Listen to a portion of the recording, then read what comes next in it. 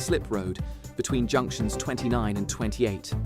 In Scotland, the M8 eastbound and westbound is restricted between junctions 16 and 18 due to bridge repair works causing delays. And on the trains, East Midlands railway services are running a reduced service. For more travel news, go to gbnews.com. Bold. They are under no illusion. Brave. Are you a human trafficker? Boundless. I've had enough of the nonsense, and I'm not afraid to say it. Don't get us on the BBC. Every weeknight, I tear through the headlines. The smell of gasoline. Should we be worried about it? From Westminster madness to cultural war chaos. What I'm going to do now, they are throwing things out the car as we speak. Get ready, Britain. Here we go. Patrick Christie's tonight, weeknights from 9 p.m, only on GB News, Britain's news channel. Join me, Nana Akweer, for an informative, interactive news programme with a difference. It's fun. No, you didn't say that, Dave. I'm so surprised. I think there's an element of truth to that. Join me from 3 p.m. every weekend, only on GB News, Britain's news channel. Some people enjoy lazy Sunday mornings, but not me. What's the truth of the matter? So that's a very live question. Would you support him if he waters down these plans? Before the spin sets in, I'll be getting to the truth. This is personal. No soft questions, no easy answers. It's one thing if the state has rules in this country. It's another thing whether the police and others actually police them. Setting the agenda and holding those in power to account. You can't really blame her if the system is set up this way. You will not want to miss it, trust me. The Camilla Tominey Show, Sundays from 9:30, only on GB News. Westminster's full of talk, but out here, it's the real world. Am I allowed to talk now? No, that's it. This is where it matters, real people and real lives. That's what politics is all about. In fact, has Trump made a good start? No. Straight answers, no spin, and just a couple of pints. How many fingers have I got up? About 10. So join me for Lee Anderson's Real World every Friday at 7 p.m, only on GB News. The People's Channel, Britain's news channel. More and more people are now tuning in to GB News. They shape our programmes, we try and incorporate them in our shows as much as we can. Our audience are really interactive. Our listeners, our viewers, they're growing. And that's because they tell their friends and family about what we're doing here at GB News. It feels like the depth of that connection has strengthened as well. Thank you so much for speaking to us on GB News. Come and say hello to everybody that's here from GB News. It's been an exceptional event. We've come a long way here now. Thank you, GB News! What's so unique about GB News viewers is that they really, really love our country. And they talk about us so proudly. We're on a journey together. We are here for all of Britain. We believe in this country, we believe in its people, and we believe in all of the communities who live here. That's what makes us the fearless champion of Britain.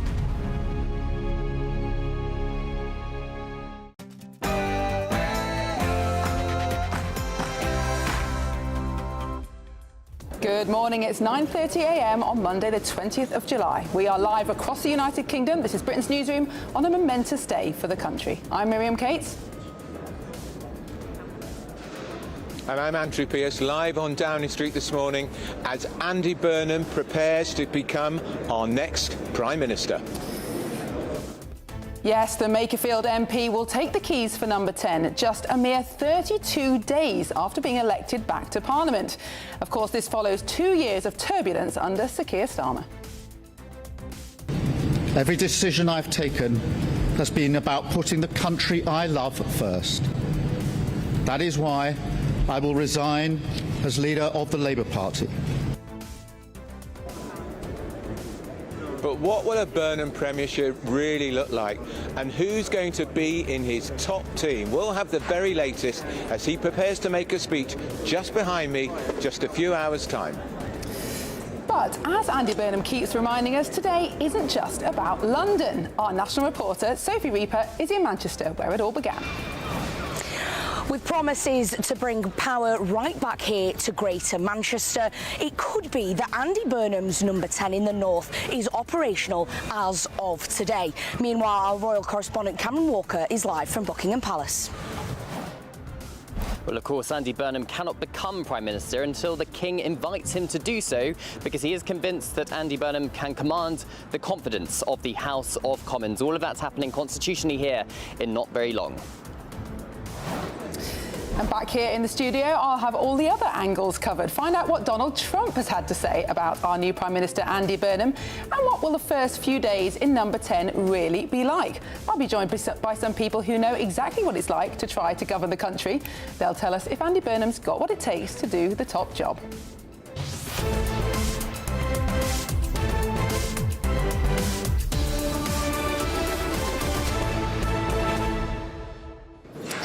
Good morning. It is great to be back on GB News. I've had a couple of weeks off and goodness me, what a lot has happened. Andrew, what a big day in British politics. What are you feeling like as you stand outside number 10 waiting for our 7th Prime Minister in just a decade?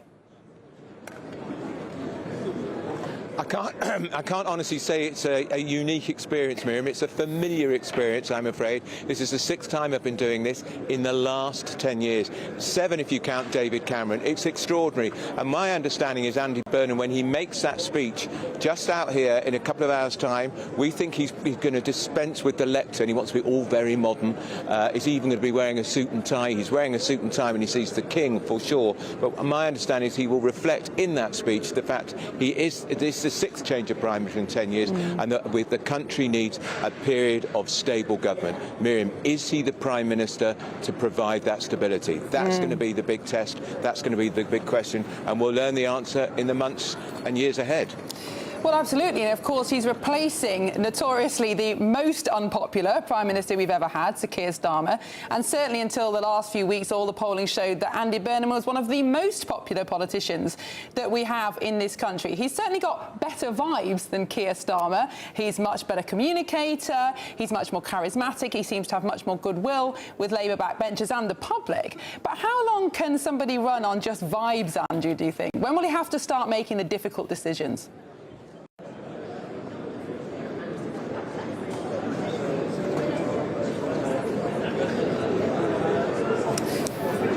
I think I'm going to have to answer that question myself, because we seem to have lost Andrew briefly. It is, of course, going to be an absolutely fascinating period in British politics, especially as we head into the parliamentary recess.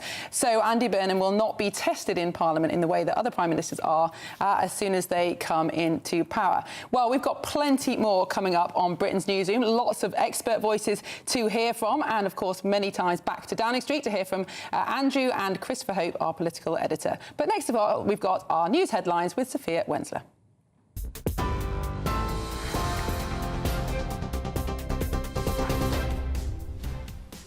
Miriam, thank you and good morning. Your headlines at 9:34. Andy Burnham will become Britain's new Prime Minister today, replacing Sir Keir Starmer.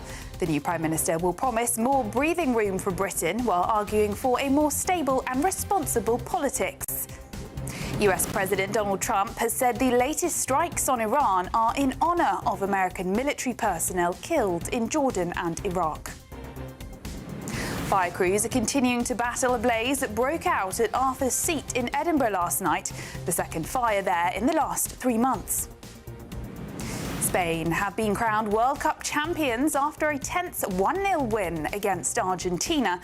US President Donald Trump handed the World Cup trophy to Spain and stayed for the celebrations before being ushered from the stage. Those are the headlines for now. More news at the top of the hour. Tune in to GB News Radio wherever you are. Online, on DAB digital radio, on TuneIn, on Radio Player, on Nation Player and on your smart speaker. Just say, play GB News.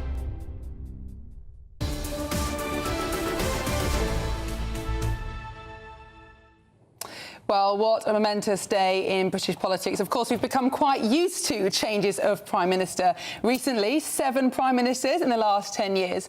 But this one particularly unique. Our new Prime Minister has only been an MP for a month. That's right, of course, Andy Burnham re-elected to Parliament in that Makerfield by-election just 32 days ago, having been out of the House of Commons since 2017. One of the extraordinary things about this change in Prime Minister is that the Labour Party, the country perhaps, couldn't find find a better candidate within Parliament itself and had to bring somebody in from the outside. And of course, Andy Burnham has had plenty of experience as a politician, as an MP, even as a government minister well over a decade ago.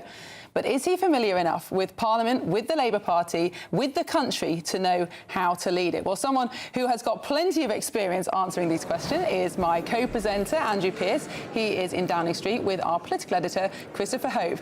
Andrew, what a day. Was an extraordinary day, and I'm reminded when we're saying, has Andy Burnham got the experience to do this job? OK, look, he was Culture Secretary for a while in Gordon Brown's government. He was Secretary of State for Health in Gordon Brown's government. That was a very long time ago, 16 years ago.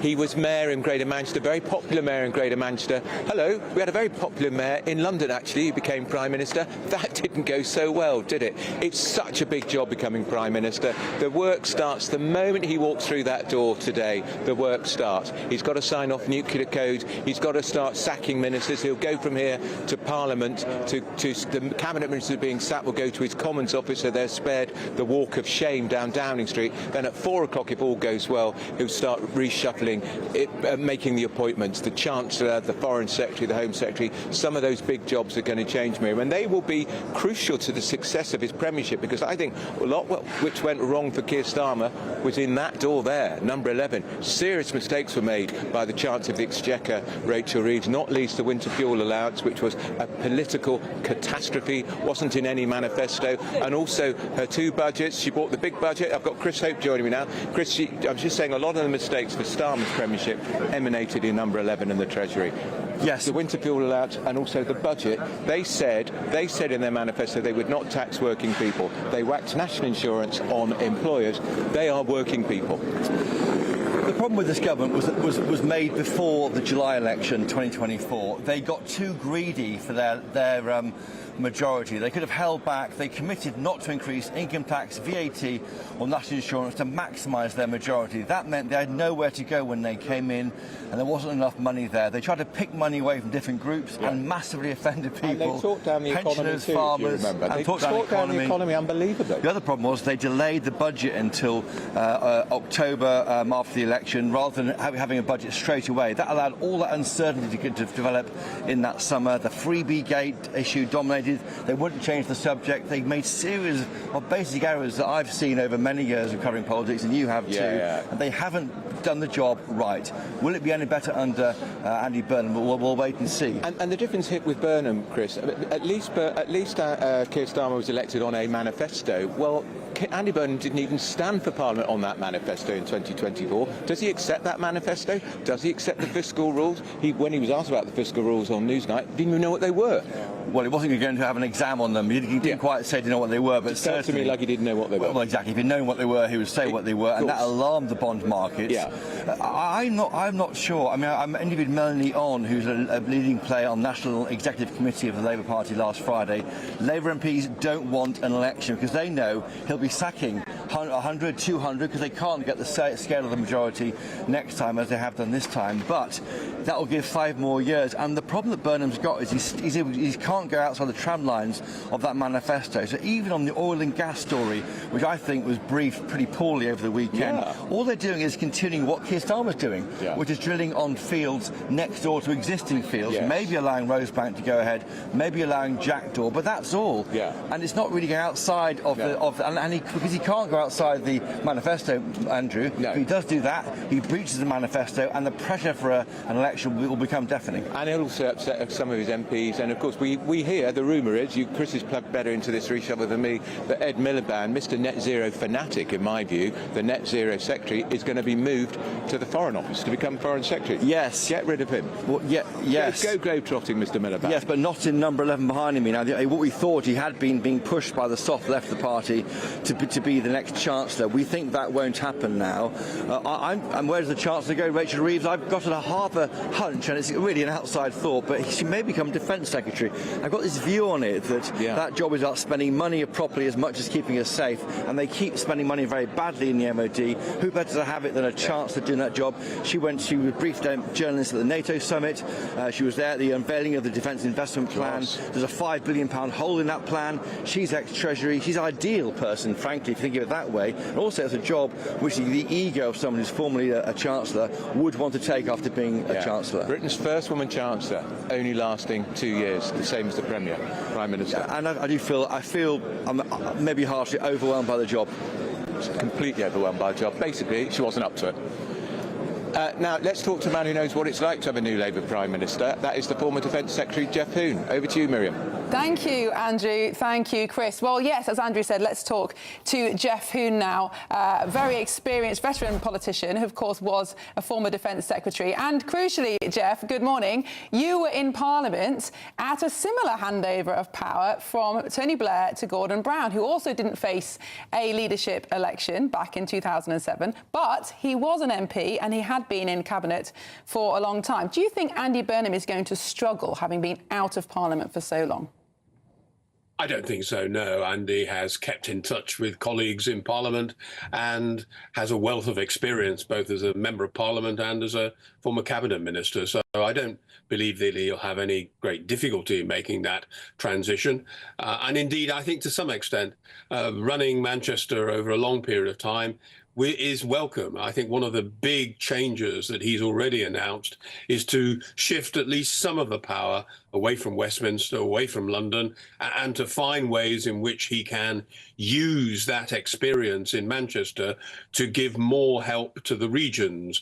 And when he talks about Manchester, I'm hoping he also will talk about Birmingham, about Leeds, about Newcastle, because I think what's really important is to shift the centre of power and the centre of economic activity away from London and the South East.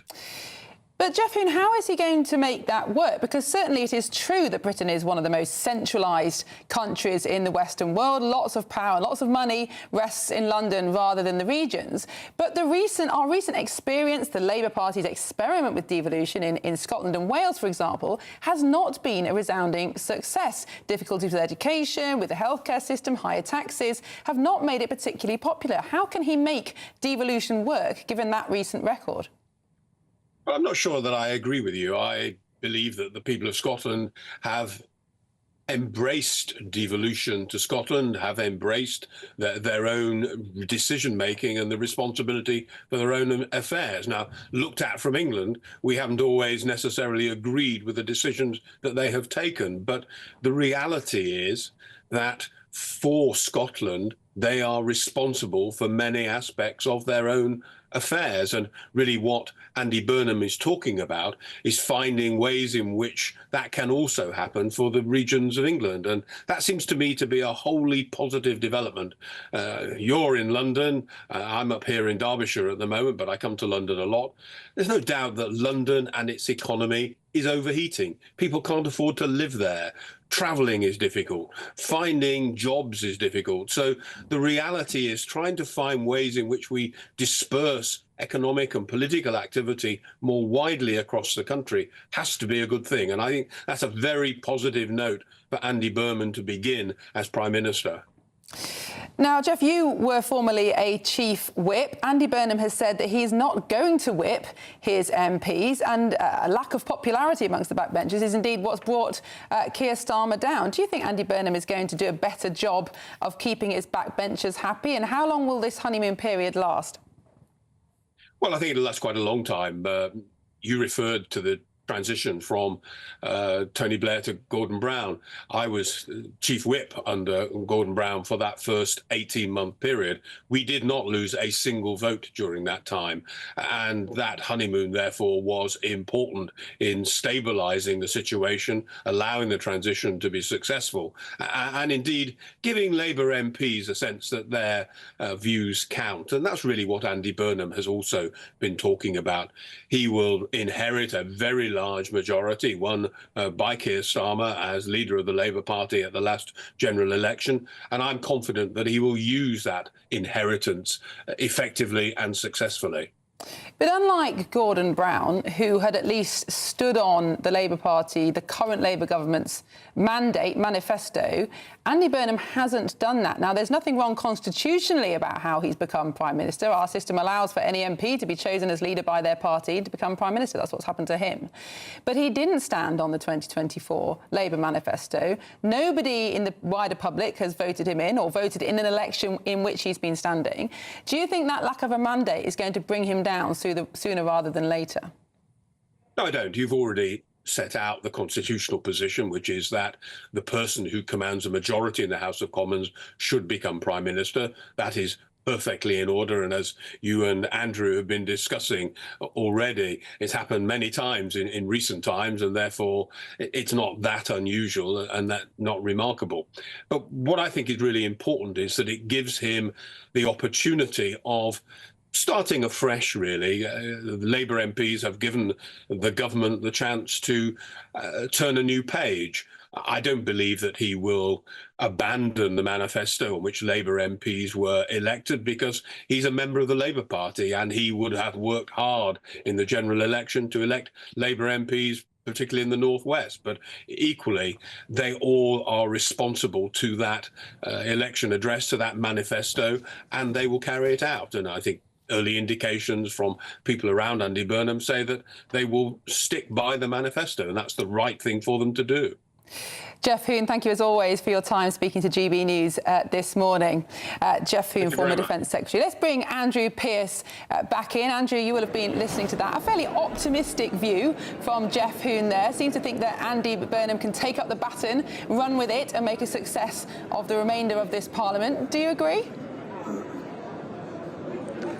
Well, look, I hope he's successful, because we need the country's in a complete mess, Miriam, isn't it? So let's hope so. But I'm sceptical, because let's be honest, we haven't got a clue really what Andy Burnham has in store for this country. Never before has somebody gone into number 10 and we've known so little about what he's planning for the country in the months and years ahead.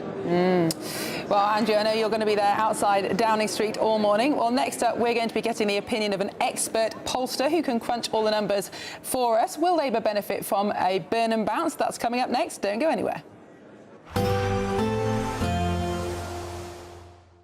Can't wait to get in that sea. Lovely and warm. Just like the feeling of having great travel insurance. All Clear Travel Insurance sponsors GB News Travel Destinations Forecast.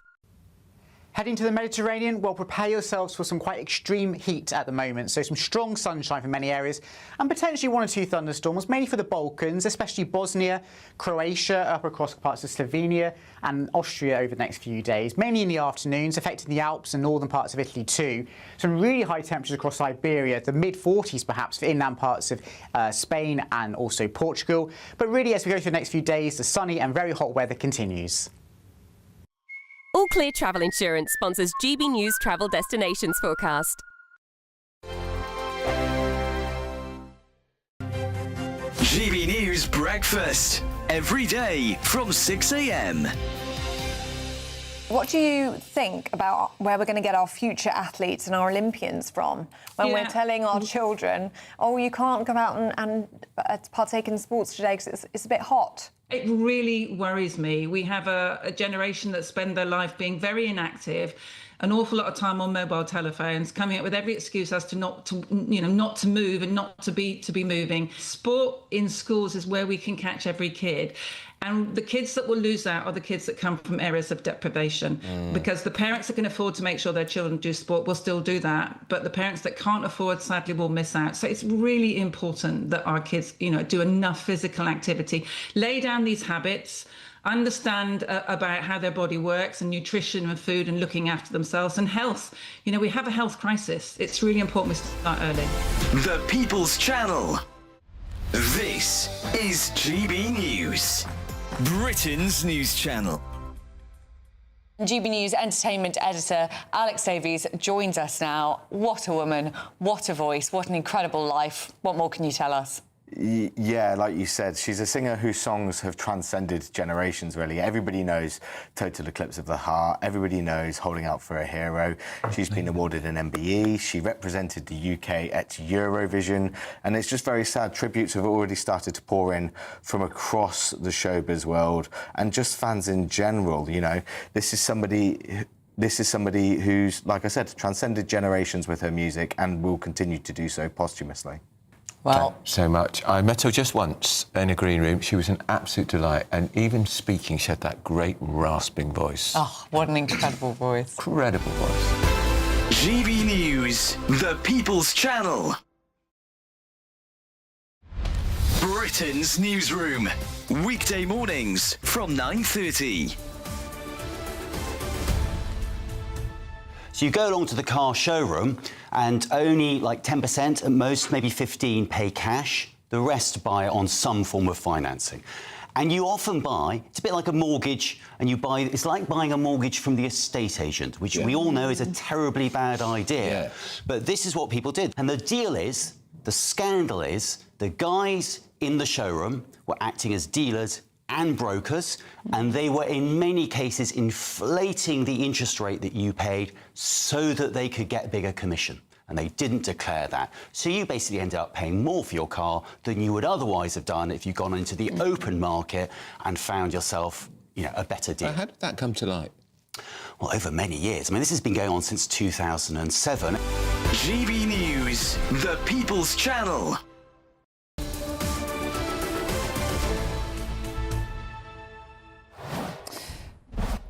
Welcome back to Britain's Newsroom on GB News. We are watching live pictures there of number 10 Downing Street, where shortly Sir Keir Starmer, our outgoing Prime Minister, will be giving his final speech from the steps outside that famous door. Of course, a new incumbent will soon take the reins, Andy Burnham. He's only been an MP for a month, and rumours are, Andrew Pearce, that he is going to ditch a staple of the number 10 speech, the podium. What do you think about that?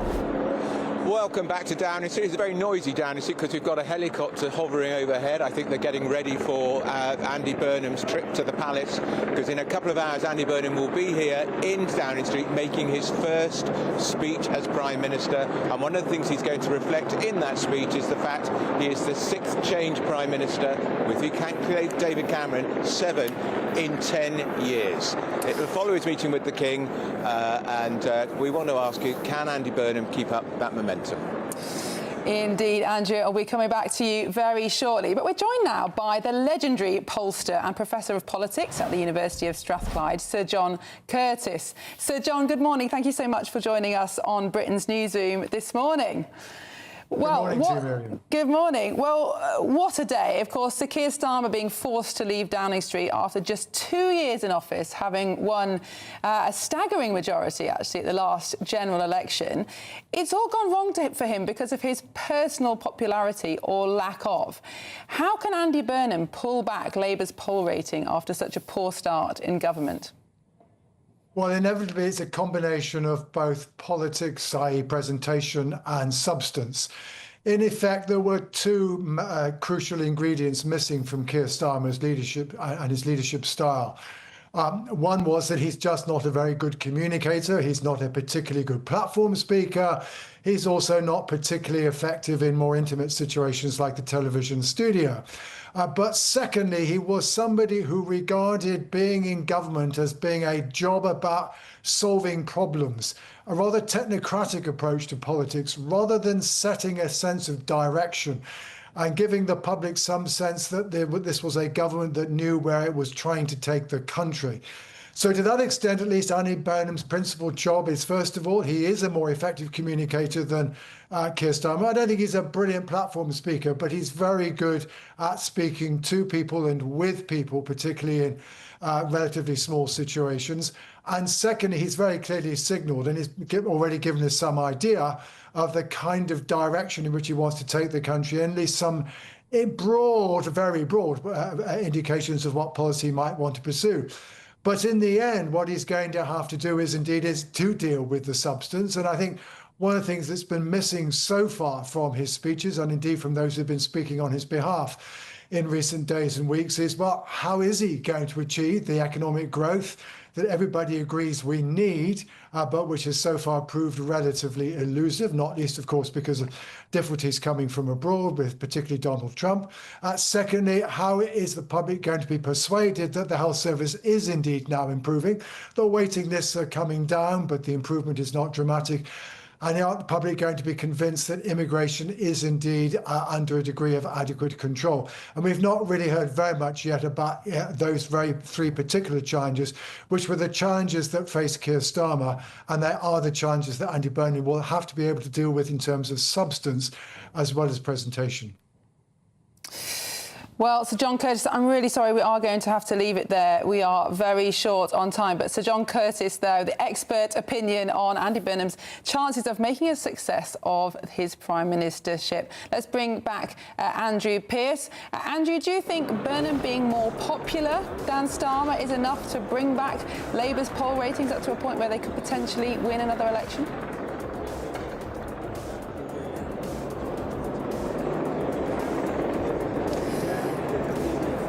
I've stunned Andrew into silence. He's obviously missed me for 2 weeks. I don't know how the answer to that question. I think it's very interesting to see what's happening to Conservatives, where Kemi Badenoch is a lot more popular than her party. Could the same thing happen to the Labour Party? Well, we are now counting down the seconds and the hours until Andy Burnham becomes Prime Minister. Don't go anywhere. You're watching Britain's Newsroom, Britain's favourite morning show on GB News.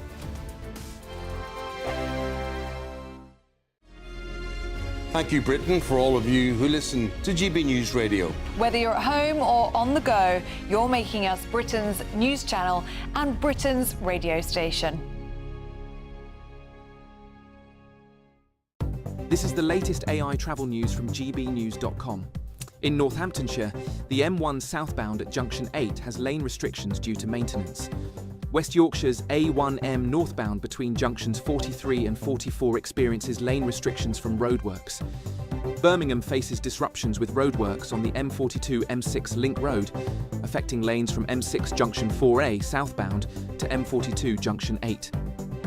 In Cheshire West and Chester, M56 Link Road repairs from M53 southbound junction 11 to M56 eastbound junction 15 result in lane closures.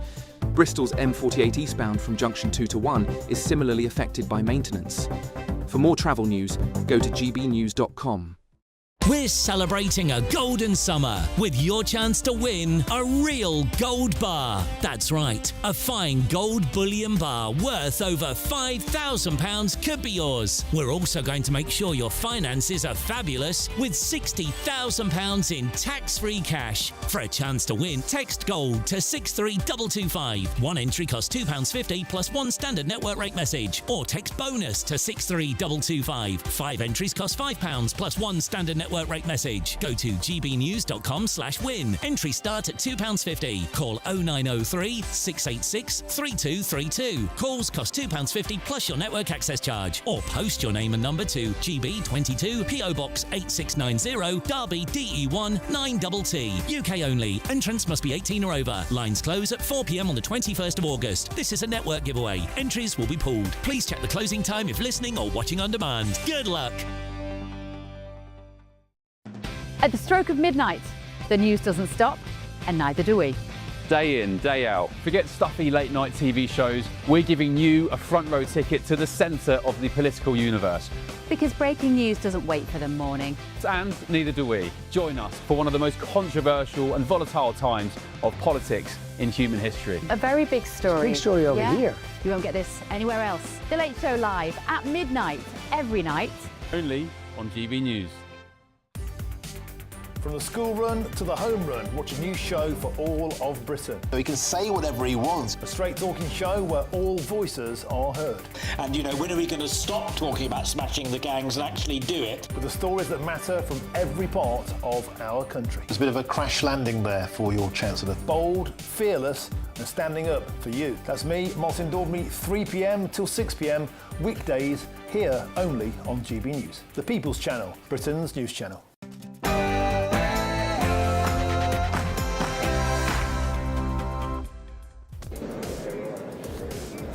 Good morning, it's 10 a.m. on Monday the 20th of July, live across the United Kingdom. This is Britain's Newsroom. I'm Andrew Pearce on Downing Street. And I'm Miriam Cates here in the studio. Of course, it's a momentous day for Britain as Andy Burnham comes up to be our next Prime Minister. Well, the Mayfield MP will take the keys for number 10 just a mere 32 days after having been elected back to the House of Commons. This follows 2 years of turbulence under Sir Keir Starmer. Every decision I've taken has been about putting the country I love first. That is why I will resign as leader of the Labour Party. But what will a Burnham premiership really look like, and who's going to be in his top team? We'll have all the very latest here in Downing Street as he prepares to make that keynote speech, his first as Prime Minister, just behind me in just 2 or 3 hours' time.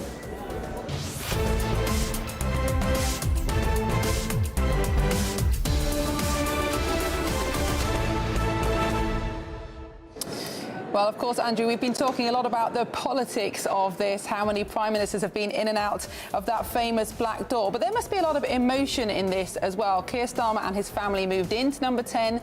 They would have expected to live there probably for 5 years, given the size of the Labour majority. What do you think they're feeling right now, preparing to walk out of that door for the very last time? It's going to be agony for Keir Starmer because he had, as you said, Miriam, such an enormous majority, the biggest since Tony Blair way back in 1997. It was always a loveless majority because the share of the vote was slightly under 34%. Normally, a new government would expect to have well over 40% of the vote share. But the cheers were ringing in his ears. He was walking on water, a massive majority, a Tory opposition in chaos, reduced to their lowest number ever after a disastrous election for Rishi Sunak. I think he must be feeling, where did it all go wrong? And it all went wrong, frankly, as he walked across the threshold. There was not a plan for the first 100 days, Miriam. There wasn't a plan of government at all. What were they doing with 14 years of opposition? What was he doing as 4 years as leader of the opposition? Why wasn't he making those plans? And I'm afraid some of the decisions taken in there in number 11 Downing Street, the winter fuel allowance, whacking national insurance on employers, lowering the threshold for national insurance, were catastrophically bad for the economy and very unpopular. And I also think they went to the heart of, was this government telling the truth when they told the voters in their manifesto they would not tax working people? They would not tax working people more. They did in that first budget, and then she came back for even more taxes in the second budget. And if Burnham taxes us even more, well, we'll be the most taxed we've ever been in our history. Indeed, of course, not just a new face in number 10 today. We should be finding out shortly who the new cabinet will be, of course, which probably will mean a new Chancellor. Andrew, we'll be coming back to you very shortly. But first of all, for those of you viewing at home, we've got our news headlines with Sophia Wensler.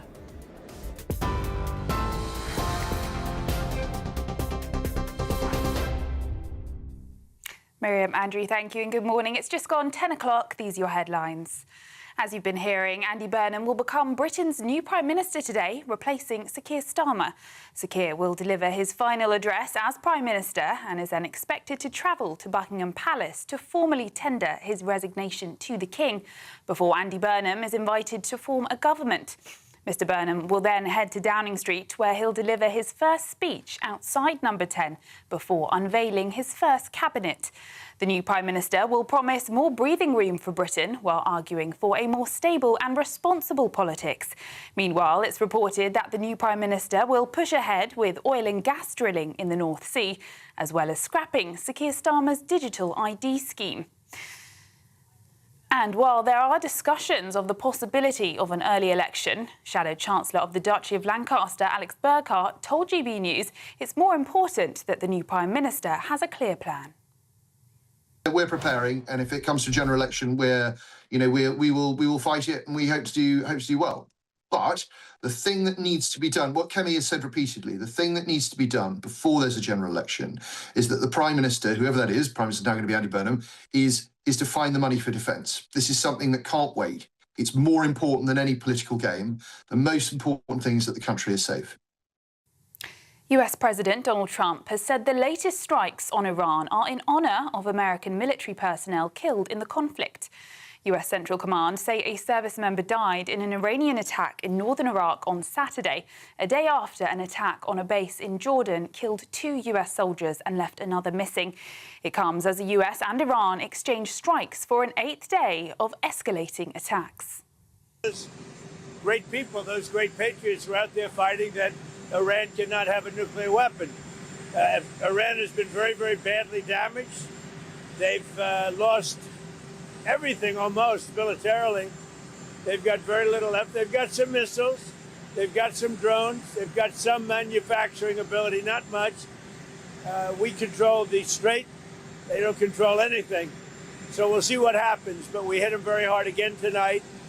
And we did that in honor of the probably 3. It's probably 3 as opposed to 2 great patriots. Russian strikes have killed 28 people in Ukraine's Odessa region, according to officials there. Meanwhile, Kyiv launched hundreds of drones overnight, targeting Moscow and surrounding areas. 2 people were injured and several buildings were engulfed in fire. Fire crews are continuing to battle a blaze that broke out at Arthur's Seat in Edinburgh last night, the second fire there in the last 3 months. Firefighters are expected to remain there for a couple of days, according to the senior officer in the fire service. A huge plume of white smoke could be seen after the fire was reported at the Scottish landmark at about 6:40 on Sunday evening. The Scottish Fire and Rescue Service said there were no reported casualties. Andrew Tate and his brother Tristan are being held in solitary confinement following their arrest in Miami, according to claims from their lawyer. The pair are expected to face US court today after British authorities issued 38 new charges against them relating to alleged sexual offences. They now face a total of 59 charges between them, including for allegations of rape and sex trafficking between 2010 and 2017. The Crown Prosecution Service has requested the extradition of the pair back to the UK. The Tates have previously denied any wrongdoing. David Lammy is reportedly taking legal action to block the publication of foreign nationals' crime rates, leading to claims of a cover-up.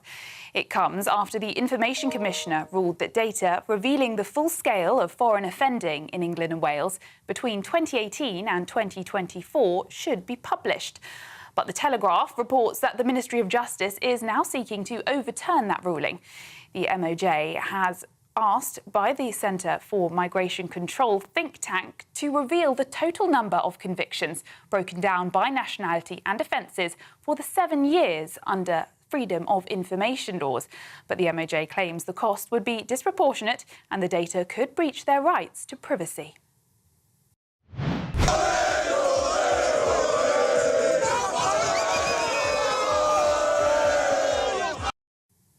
Spain have been crowned World Cup champions after a tense 1-0 win against Argentina. US President Donald Trump handed the World Cup trophy to Spain and stayed for the celebrations before being ushered from the stage. Those are the latest GB News headlines. Now it's back to Miriam.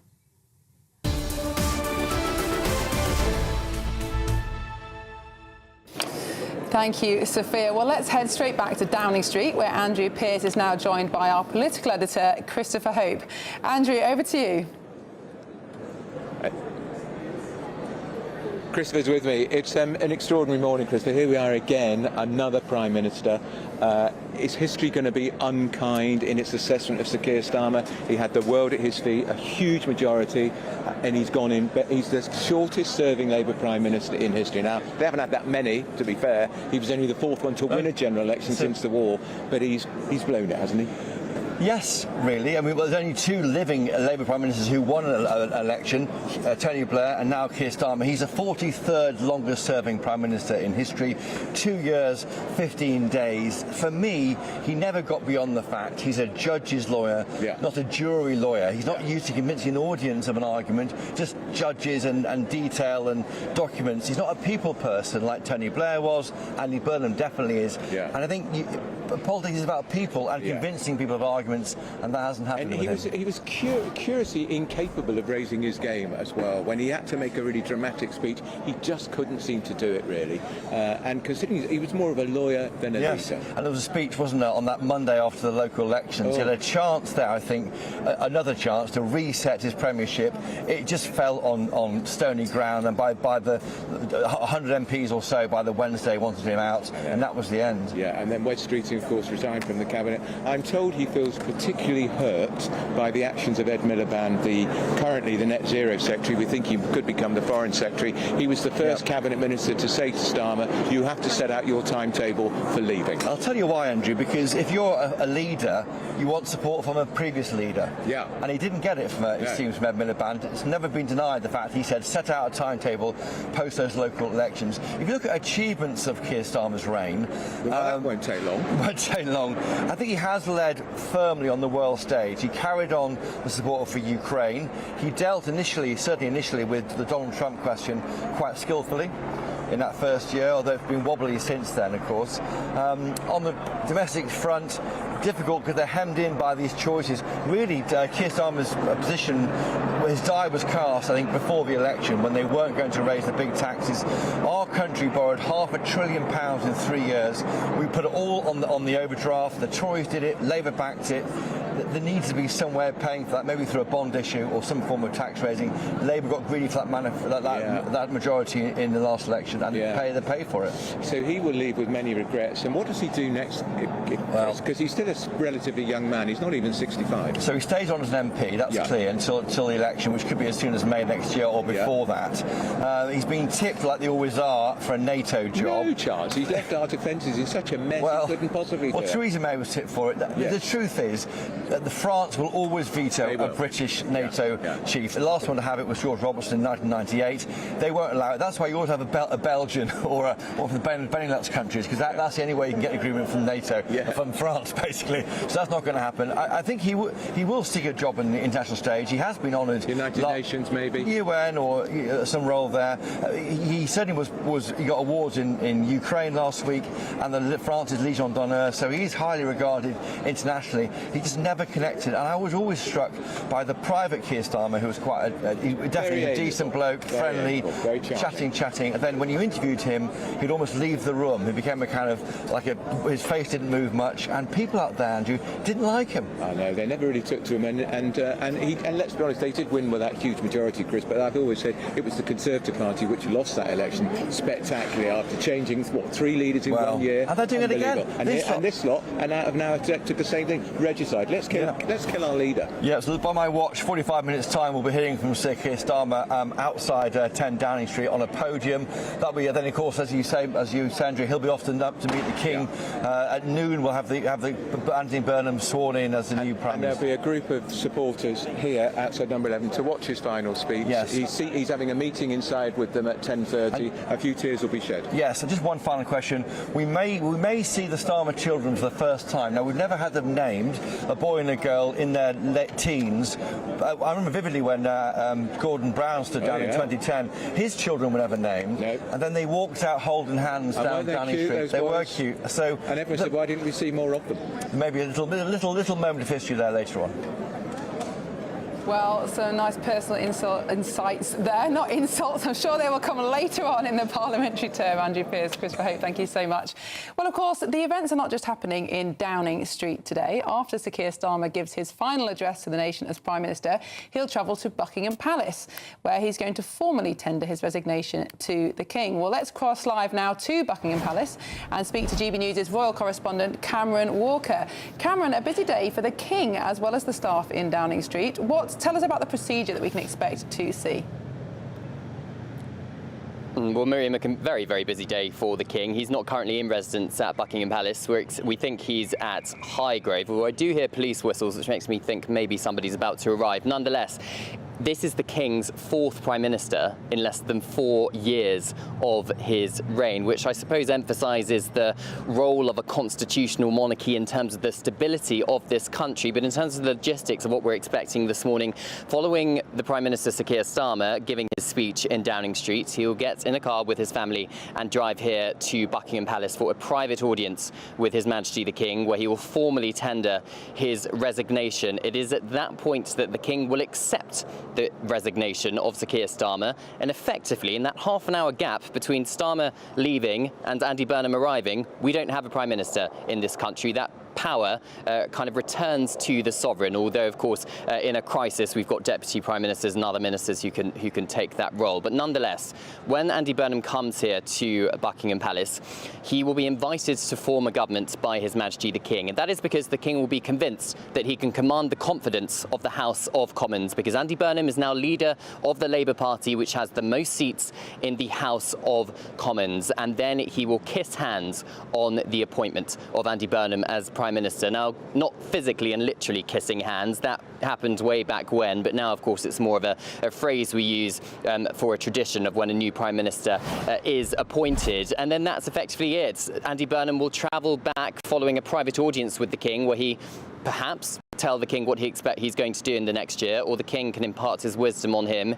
He'll travel back to Downing Street for his speech outside, and then he will start appointing ministers. But another point we need to remember later on today is Andy Burnham will recommend and advise the King on ministerial appointees. It is the King who formally appoints his ministers to the cabinet. So again, that emphasises the prerogative power of the sovereign, and also emphasises the checks and balances that the sovereign has to make when we have a Prime Minister, a new Prime Minister inside number 10 Downing Street. But the King, bearing in mind he's in his late 70s, he's at Highgrove now. He's going to travel to Buckingham Palace in the next hour or so, and then he's off to Cambridgeshire for a couple of engagements, and then he's off to Sandringham later on this evening. So an incredibly busy day for the King.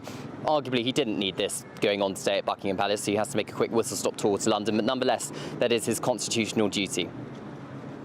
Cameron Walker outside Buckingham Palace, thank you very much. Well, Cameron was telling us there that there'll be a half-an-hour interregnum in between Keir Starmer not being Prime Minister anymore and Andy Burnham becoming the new Prime Minister. Well, we're looking at Larry the Cat here. Perhaps he could be Prime Minister for half an hour. He can stand in. I'm sure he has plenty of political wisdom, given what he will have seen behind those doors.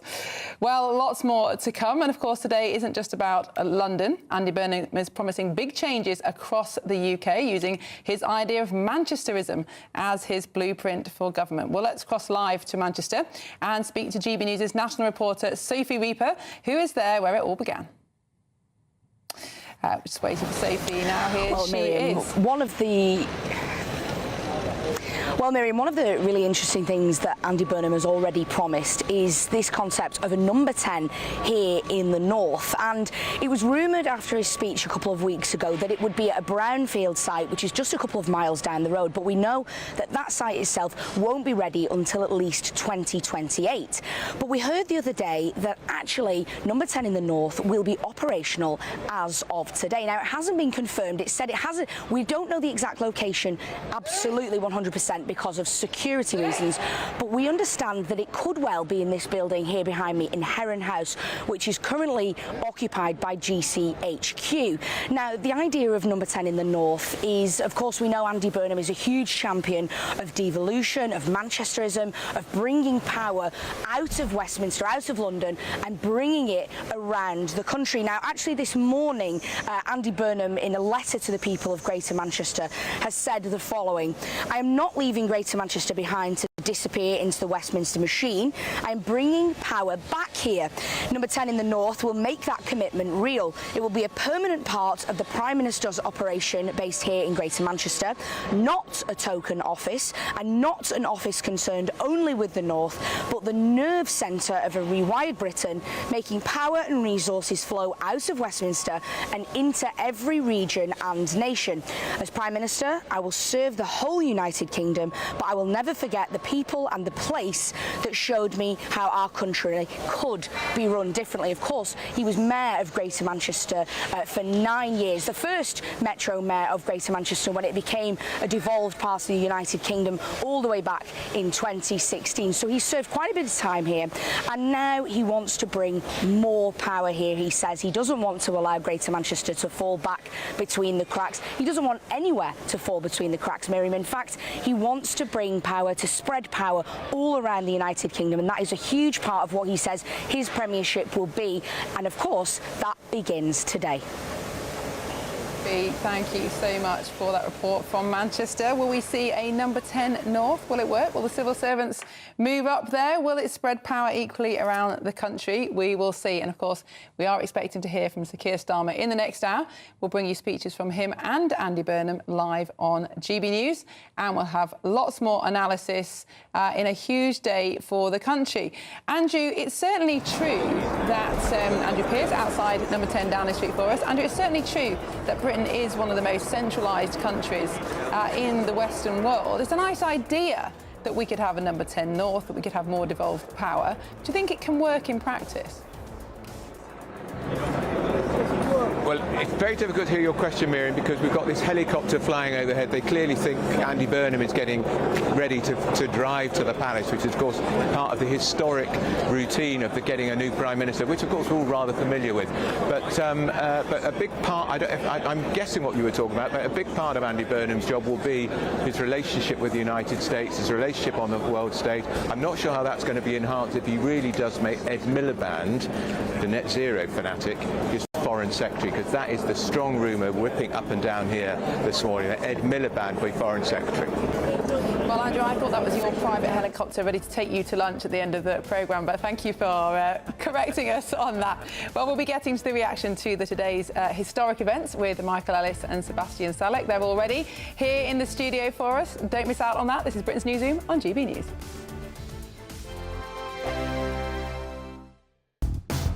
Do you trust what you're being told? Good, because neither do I. Those are just facts. I'm Alex Armstrong, and on my show, we'll expose the spin. Well, I want to answer that, because you didn't let me last time, because you always speak over me. The broken promises. To deny that is denying the truth. And the hypocrisy. Needs to stop. You think we can allow? Politics, policy, parliament. Nothing is off limits. No sugarcoating, no fear of offence, just the truth laid bare. Tune in every Saturday and Sunday at 9 p.m. for Alex Armstrong Tonight, only on GB News, Britain's news channel. 5 hosts, 5 opinions, 5 fearless debates, 5 unfiltered takes on the day's news. 5 reasons not to be anywhere else on Saturday night. This is the Saturday 5. You got me. You got me good there. Britain's biggest Saturday night TV show. It's not a bad brand. Yeah. Uncensored. Very, very racy tonight on the unpredictable. What does she say? Can you translate it for us? And always entertaining. And how can a country go from being led by William Wallace to Saturday nights from 6 p.m. only on GB News, the People's Channel. Britain's news channel. You're going to want to stay tuned, trust me. Join me, Nana Akweer, for an informative, interactive news programme with a difference. It's fun. No, you didn't say that, Dave. I'm so surprised. I think there's an element of truth to that. Join me from 3 p.m. every weekend, only on GB News, Britain's news channel. Here at GB News, we made a promise to tell your stories. And on the 6th of August, we're marking 5 years of doing exactly that. Celebrate with us by having your say. Join in the debates live on TV and radio. And meeting your favourite presenters across the country, from Leeds to Aberdeen, from Belfast to Barry Island. Plus, join me in Essex for our biggest live show of the year. Scan the QR code or visit gbnews.com/celebrate. Terms and conditions apply. At GB News, we love to hear from you, our loyal community. So drop us a line at gbnews.com/yoursay. There you can talk to each other and also to the presenters live on air. gbnews.com/yoursay, because GB News is your channel, Britain's news channel. You want to know what's really going on in the corridors of power? Labour don't know what to do with you half the time, and that makes you quite lethal in the chamber. Get behind the headlines with Chopper's Political Podcast. Join me, Christopher Hope, as I sit down with the great and the good of British politics. We'll see where this ruling takes us. These are the stories shaping our nation. Chopper's Political Podcast, available now on all platforms. Listen in and stay ahead.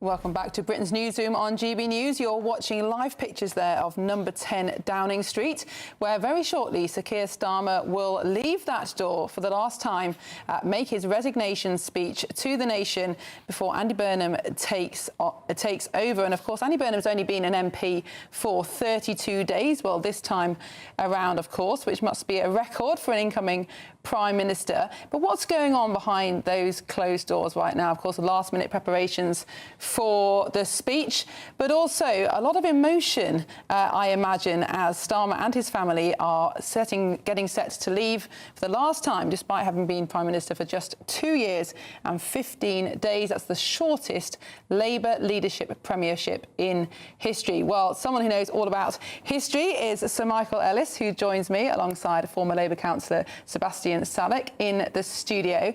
Let's bring in our panel. Michael, incredibly in this country, this is all perfectly constitutionally legitimate, that someone can become an MP and 32 days later, without any other form of election, walk into number 10. How is this possible? Well, Miriam, you're absolutely right. Strange as it may seem, especially to people in other countries, it's perfectly constitutionally proper to appoint prime ministers in this way. Now, whether one can argue that he has a political mandate, now that is a little different, but constitutionally he does have a mandate. That's because the people vote for MPs, and it's the MPs that vote for who should lead them in their particular parties.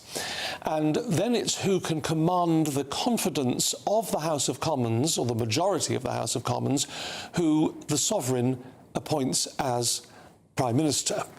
And that has been the case for generations now. The last time the Conservative Party didn't have a process for appointing a leader in the traditional way, so the Queen in 1963 had to take soundings at that point, but that was for Sir Alec Douglas-Home. But since then, the parties have got their act together, they appoint their own leaders, and that's who commands the confidence of the House of Commons, and that's who the King will appoint. And you talk about the King appointing Andy Burnham. Cameron Walker, our royal correspondent, has just told us that this phrase "kissing hands" is just symbolic now. When did it become less of a physical interaction?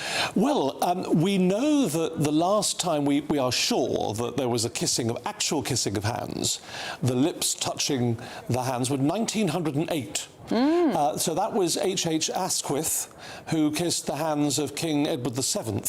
We know also, though, that in 1905, when there was an attempt by Sir Henry Campbell Bannerman to kiss King Edward VII's hand. He didn't seem to like the idea very much, the King, that is, and he pulled his hand away, and then Sir Henry Campbell Bannerman approached a second time to try and kiss the hand, and the King also rejected it, and said, brought the meeting to a rather sharp close. I don't know, maybe it was the whiskers or something, I'm not sure, but so it sort of seems to have fallen into disuse soon after Queen Victoria, really. But it's been called kissing of hands. I think the tradition is, of course, that the King is, if you like, or the sovereign, is gifting something to an individual, and therefore, in gratitude, that individual acknowledges by kissing hands. But that actually hasn't physically happened. We know certainly doesn't seem to have happened during Queen Elizabeth II's reign, although there are other occasions, Miriam, where hands are actually kissed. Indeed. Well, that's intriguing. Sebastian, perhaps you can bring us back to 2026. To reality. To reality. Of course, we'll never know exactly what the King speaks to Andy Burnham about behind closed doors in the palace. But this is an enormous day for the Labour Party, isn't it? Your party won this historic mandate, this historic majority just 2 years ago. It collapsed pretty quickly. Has Andy Burnham got what it takes to bring it back, to potentially win a second term? Well, let's hope so, and I'm pleased to see him going in with a certain level of humility, where he's not talking about a decade in power. He's acknowledging that we've had this turnover, both in the Tories and now in our party as well, where prime ministers are scarcely lasting 2 or 3 years, and so he's going in with that awareness. Can he do it? I mean, look, he's got the communication skills. That goes to a certain degree towards helping you, because most people, GBNews viewers accepted, because they're interested in politics, don't pay much attention to our political to's and fro's. They are catching a little clip here and there, and that's the sense they use to cast their vote. So those communication skills go a long way. But he also has the problem of making sure that people are feeling economically better come the next election. And there is this sense that perhaps started more on the right of politics, but certainly seems to be very mainstream now, that Britain is broken. Lots of things don't work, whether it's the health service and how long it takes to see a doctor, how much tax working people pay, which disincentivises lots of people from actually going to work or working longer hours. Even potholes on the roads. I've just come back from a 2-week holiday in France, and France has a lot of problems, don't get me wrong, but the roads are smooth, and somehow they don't do roadworks at peak times and things like that. Is his popularity enough to actually fundamentally start to change those structural problems in a way that people can at least start to recognise by the next election? Definitely not. Popularity only gets you so far. You have to have the political skills in a very, very chaste environment, in the sense that the money just isn't there. You've had the spending review only last year, was it? Those departmental cuts are still to come through. So there are pockets of money that are to be accounted for. And that's really hard if you want to get anything done. There is more and more demand and fewer resources. Now, Sir Michael, you've explained why Andy Burnham absolutely can constitutionally take on this role. He's not done anything wrong. But in the eyes of the media, in the eyes of many viewers, he doesn't have a mandate. No. He hasn't personally stood in an election where the public, the general public, were believing that they were voting for him as Prime Minister. Gordon Brown was encouraged in 2007 to call a general election to get his own mandate so that he could have 5 years in power to put his stamp on the country. Do you think that would be wise advice for Andy Burnham right now? Well, I mean, he may well consider that as an option. I think he's been telling people that he won't be doing that, but that's partly because he's wanted Labour MPs to support him. So I think he would say anything. You know, he would say the moon is made out of cheese up until such a point. As you know, the reality is that he's Prime Minister. But his political mandate, if he has one, is vanishingly small. He has had no hustings, there's been no leadership contest, there have been no audiences of other than sort of groupies and acknowledged supporters. There's an avoidance of parliamentary scrutiny because all of this has happened when Parliament has risen for the recess, and there's been very little media scrutiny. Michael, I'm just going to pause you there. We'll come back to you because we're going to throw back to number 10 Downing Street because our political editor, Christopher Hope, does have a guest with him. Christopher. That's right. Joining me now is Baroness Chapman, Jenny Chapman, the former Chief of Staff to the Prime Minister, Sir Keir Starmer, in opposition, a kind of close friend. Baroness Chapman, how will history judge Keir Starmer? I think they'll judge him well. I think history can be fairer than we are in the day. I think what he did for the Labour Party, taking it from a catastrophic defeat in 2019 to a big majority in 2024, everybody told us it couldn't be done. It was achieved, and it was achieved because Keir Starmer led a really strong team to do that. 2 years in government, yeah, they've been tough, but a lot has been achieved. You know, interest rates going in the right direction, growth starting to change, waiting lists in the NHS going down. These are all important things. There's a lot more still to do. I think Andy Burnham now has taken the torch and he's got a big responsibility on his shoulders. I know that we're going to rally round as a Labour team and support him, and I think that's what the country wants and expects from us. Have you spoken to him over the weekend, and how is he? Not over this weekend, but in recent days, yes. And he's good. You know, he's stoical. People forget his career before he came into politics, where he was working to fight for justice for parents whose kids have been murdered, people who are really experiencing the depths of despair in their lives, things that most of us, thank God, never experience. I think he has perspective on days like today, and that's a real strength. Baroness Chapman, Jane Chapman, thank you for joining us. You're going to see him now, aren't you? Yeah. You're welcome. Thanks, Chris. Good to All the see best, you. and you. Take care. That's Baroness Jenny Chapman, formerly Chief of Staff to Keir Starmer, on the way inside the famous Black Door to be with the Prime Minister in his last 20 minutes before he quits as Prime Minister.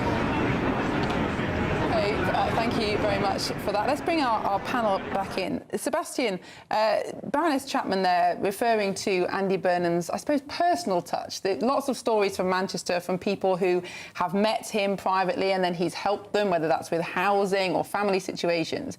He clearly has this ability to put people at ease and actually fix individuals' problems. It's a very different challenge from leading a country and making difficult decisions. Do you think he's got the temperament to be that tough guy that he's going to have to be? Yeah, I hope so. And look, it seems like he's got the experience in the sense that he has been in the cabinet and he has gone and run a big city in the UK. And those combined, I think, go a long way. The challenge really is going to be keeping the cabinet and the party together. You know, he's come in on the backs of the soft left, and we're going to see some appointments today. There are going to be some disappointed faces. And the question is, can he keep that flank of the party on board while not going all in on them and creating division and upsetting the party? Because Labour is always mired by factionalism. It's a real problem that we have. And if we're going to get anywhere, we have to bring those different wings together and move in one direction. Michael, do you think it is the factionalism that's the problem? Or is the Labour Party's majority just too big? When you have a small majority, the cost for an individual MP to rebel or make problems with the government is huge. If you don't want to be the one that brings the government down, if you've got a majority of 100, 2 or 3 people together think, oh, well, I'm going to make a noise about this, it won't make any difference. I think that is a factor, Miriam, and we've seen that with both of the mainstream political parties. The reality is that people say, well, I've actually got some latitude here to be a bit of a pain to the party leader because, frankly, they're going to win anyway, and it gives me, if you like, the authority to do something.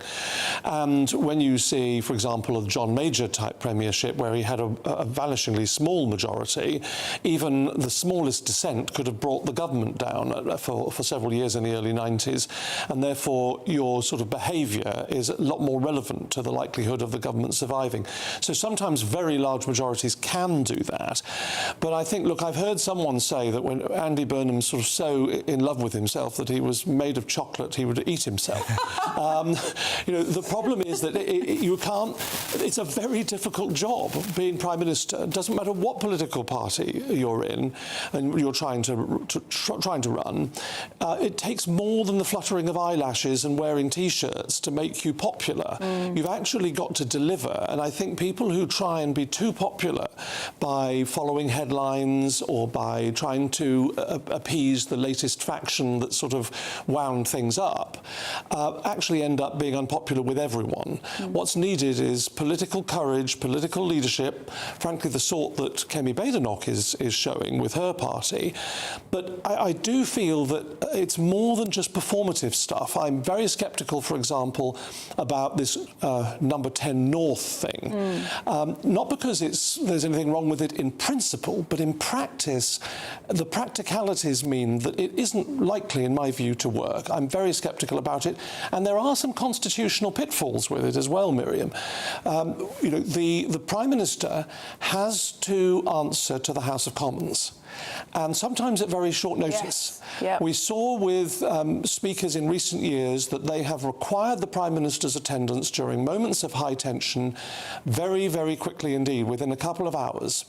I remember David Cameron being summoned back from, I think, a visit that he was making to Milton Keynes, you know, and to answer to the House of Commons. In moments of high tension, the Prime Minister has to be there. And also it's the practicalities of where the civil service is, where the MPs are, where most of the officials are.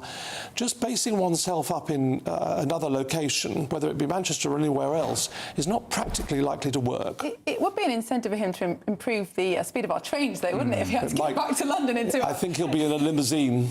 Indeed, or maybe even a helicopter like we're hearing today. Now, it might be impractical, Sebastian, to have number 10 in the North, but he has put his finger on something. And, you know, I grew up in Sheffield. I lived in Sheffield all my life until the last 2 years. And, you know, of course, Margaret Thatcher had a job to do, and she had to sort out our floundering economy. There's an awful lot wrong in the 1960s and 70s, absolutely. But she has never been forgiven in the North to this day for the fact that the collapse in industry wasn't replaced by anything. And those kind of generations of productivity was left just to be lost in the north. Many people become workless, all the money starting to flow south.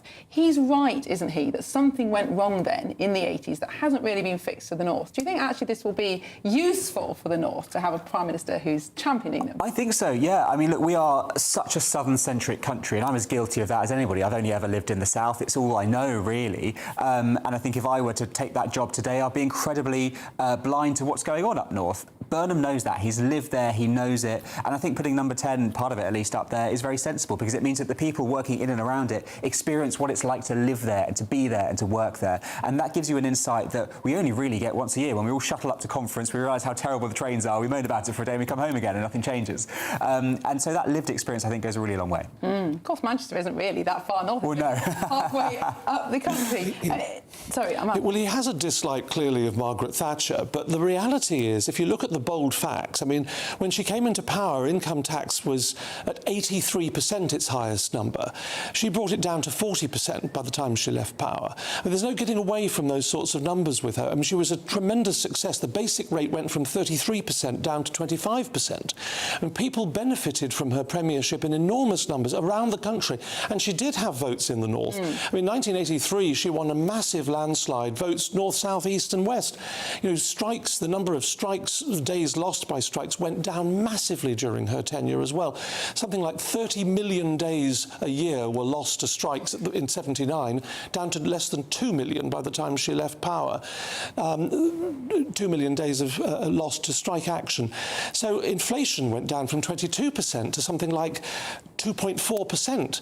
And these are enormous numbers. No Prime Minister has come within a million miles of achieving these sorts of successes. But instead of rebuilding that industrial capacity for the modern era across the country, we became a financialised economy centred in London, where all the people close to the money got rich and northern regions have got poorer and poorer in comparison to London. I think that's the kind of grievance that the north has with Thatcher, not necessarily that she didn't have to do what she did, but what came next. We're now looking at live pictures of Buckingham Palace. Of course, we are expecting this resignation, first of all, of the Prime Minister, current Prime Minister, Sir Keir Starmer, to hand in his notice, I suppose, his immediate notice to the King, and then to be followed half an hour later by Andy Burnham. Michael Ellis, just bring you back in. Yes. Karen Walker told us earlier that there is this half an hour interregnum between Prime Ministers. Hypothetically speaking, if there was some national emergency in that half an hour, who would take charge? That is an excellent question, Miriam, and it is one that is lost in the mysteries. But if you can't answer it, Michael. I think that it would be fair to say that the ministers hold their appointment, so Keir Starmer's ministers hold their appointment until they're relieved of that appointment. And therefore, I suspect that if it was needed during that 30 minutes, that's what would happen. It would be Keir Starmer's ministers who still hold their office. But what's going to happen now is that soon Keir Starmer, as Prime Minister, the 58th Prime Minister of this country since Sir Robert Walpole, is going to come out of the door of number 10 Downing Street. He's going to say a few words at the lectern. He's going to go to the palace and he's going to offer his resignation to the King. We haven't had anybody sacked by the sovereign since King William IV in the 1830s. So the tendering of a resignation will happen. The King will accept that resignation. And then after a short interlude, as you say, probably about half an hour, it was actually seconds in Cameron's time. David Cameron, was a very short gap indeed, a minute or two, before there was a replacement turned up, and in Theresa May. And I think what will happen then is that the King will have an audience. Andy Burnham will have an audience with the King, and the King will say to him, we don't know this for sure, but we can pre-assume that this is correct, the King will say, do you have the confidence of a majority of the House of Commons? And when Andy Burnham says that he does, the King will invite him to form a government in his name. And that's exactly what will happen in terms of the format. So it's a constitutional moment of some significance. The 59th Prime Minister, Andy Burnham, will be the King's fourth, of course, in less than 4 years. When you bear in mind that the late Queen, our late Queen Elizabeth II, had 15 Prime Ministers during 70 years. And I am tempted to say, Miriam, about clothing. I know that Mr. Burnham wants to sort of wear jeans and a T-shirt for much of his premiership. I don't know, maybe pyjamas or so, I don't know. But he doesn't want to wear a suit and tie, apparently. All I can say is, at the beginning of the late Queen's reign, Winston Churchill turned up in a top hat and frock coat. And for the early sort of 10 years of her reign, Prime Ministers turned up in morning striped trousers and black coats and grey ties. And we've gone from that extreme to where we are today. I don't actually think the general public like that. I think they expect their leaders to be properly dressed. Well, Sebastian, where's your top hat and frock coat? Well, here I am in my charity shop shirt. I feel like I'm in no position to comment on any of this. Very loyal of you. We will come back to you, Sebastian. We're going to pop back to Downing Street, where Andrew Pearce is joined again by our political editor, Christopher Hope.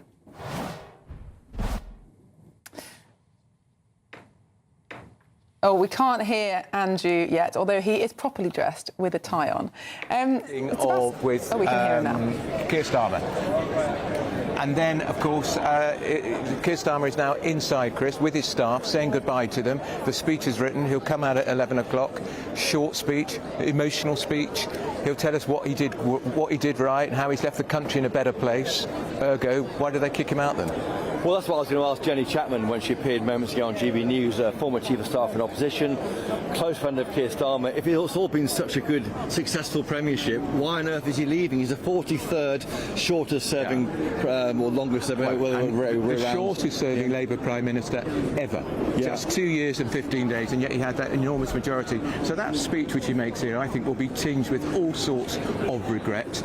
Lady Vic will be by his side. You were saying we may even see his teenage children for the first time. I think back to 2010 when we saw Gordon Brown's children again, not named by the press because that's their right as children not to be named. They walked out together, and we did wonder, well, what great kind of... Because he's quite a dour figure, Gordon Brown, and you could have connected him more with children. And with Keir Starmer, they may have helped him connect with more children. And you know, and here comes out, the lectern is now coming out, so that's a clear sign now that we're getting ready for the speech. I have to tell you as well, Christopher, when the Queen saw Gordon Brown walking down Downing Street with those two little boys and Sarah, his wife, the palace rang Gordon Brown in the cart and said, would you like to bring the little boys in to meet Her Majesty the Queen? So what a historic moment for those boys that they will be told for years. I was with Daddy when he said goodbye to the Queen. Exactly. Yes, and what a great monarch she was. Yeah, we miss her so much. But Keir Starmer, he may do something similar. We don't know. Right now, Andrew, you've been told he's giving a farewell speech to his staff. Yes, he is. He's talking to his staff. There's a lot of people in there, and those staff will then appear on probably either side of number 10. Some will be outside number 11. There'll be a lot of people who will be leaving with him, and a lot of his friends will be there, and some of his family. And we're seeing now the lectern being placed there for Sir Keir Starmer's speech. If you look at the front of the lectern, I think you can see the coat of arms of HM government. That's because what's happening now is the Prime Minister is resigning as Prime Minister. He goes in a government car to Buckingham Palace to resign.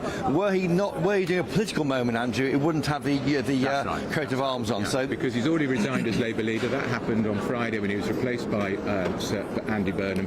So this is the official last act as Prime Minister. He goes to the palace in a government car. He leaves in a car that is not a government car. But of course, as a former Prime Minister, he'll have security for the rest of his life. Yes. It won't quite be an Uber, but it'll be a private car. I don't think we're going to see him on the number 14 bus. That would be quite novel. Be very man of the people. Well, it would connect with all the voters in Makerfield and elsewhere around the country. In a way, he never managed to connect as Prime Minister. Yes. Well, I think you've seen a more relaxed Prime Minister, Keir Starmer, in recent days. Quite funny clips on social media.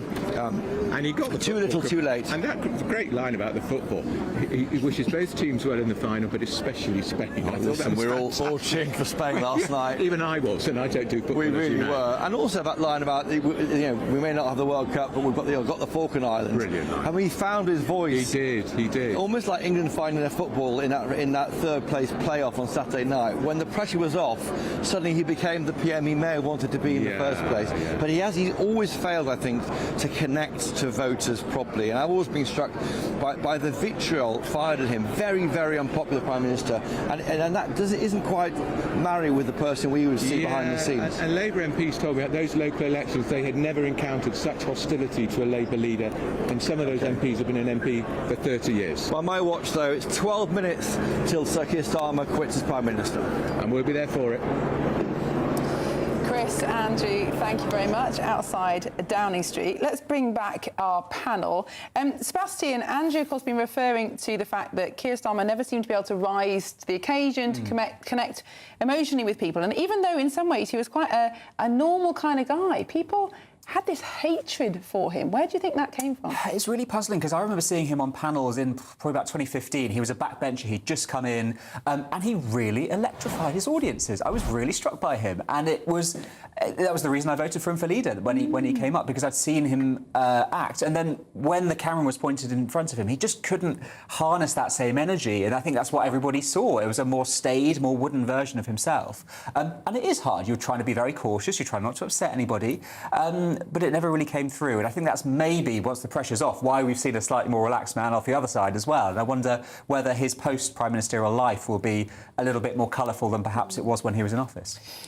Michael, how important do you think this ability to communicate, not just with those around you, which clearly Andy Burnham is very good at, maintaining relationships, having a rapport, but being more of an orator? That doesn't seem very valued anymore, and yet when we see it, it is electrifying. Oh, it's totally electrifying. And emotional intelligence, as they call it, is also crucially important. I mean, those people who've really resonated, people like Bill Clinton, for example, during his tenure as President of the United States, people like Tony Blair, it was unarguable, irrespective of their policies. I mean, I dislike all of Tony Blair's policies, but you have to accept that he was a consummate orator, he was a communicator par excellence, and he was able to win people over.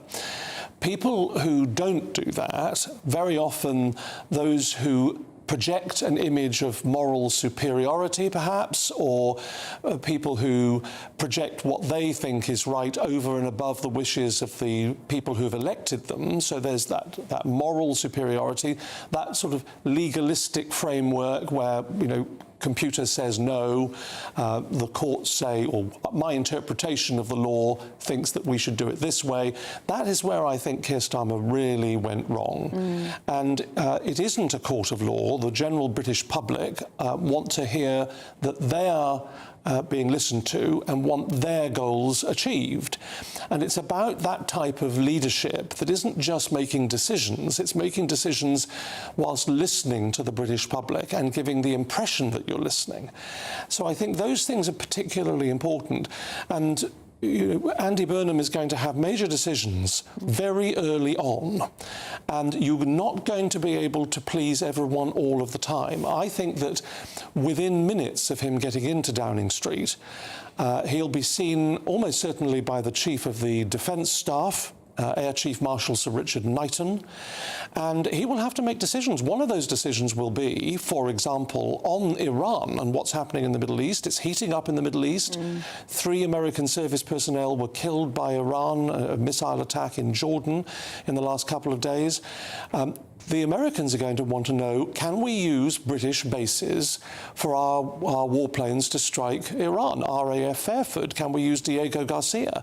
These are decisions that can't even wait until tonight, probably. They'll need to be made this afternoon.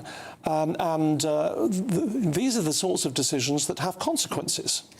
Another decision, or series of decisions, that he's going to have to make is who is going to be in his cabinet. Yes, political Christmas. Why is this so important, Sebastian? Well, it's about that balancing, isn't it, of factions across the party, and making sure he's got people he knows, trusts and likes in, who are perhaps of his political persuasion, but also balancing it out, silencing voices that might be critical, those who are more useful inside the tent than outside, and making sure it's a group that can gel and that can work together. And we're sick of football analogies, but there is a clear one there.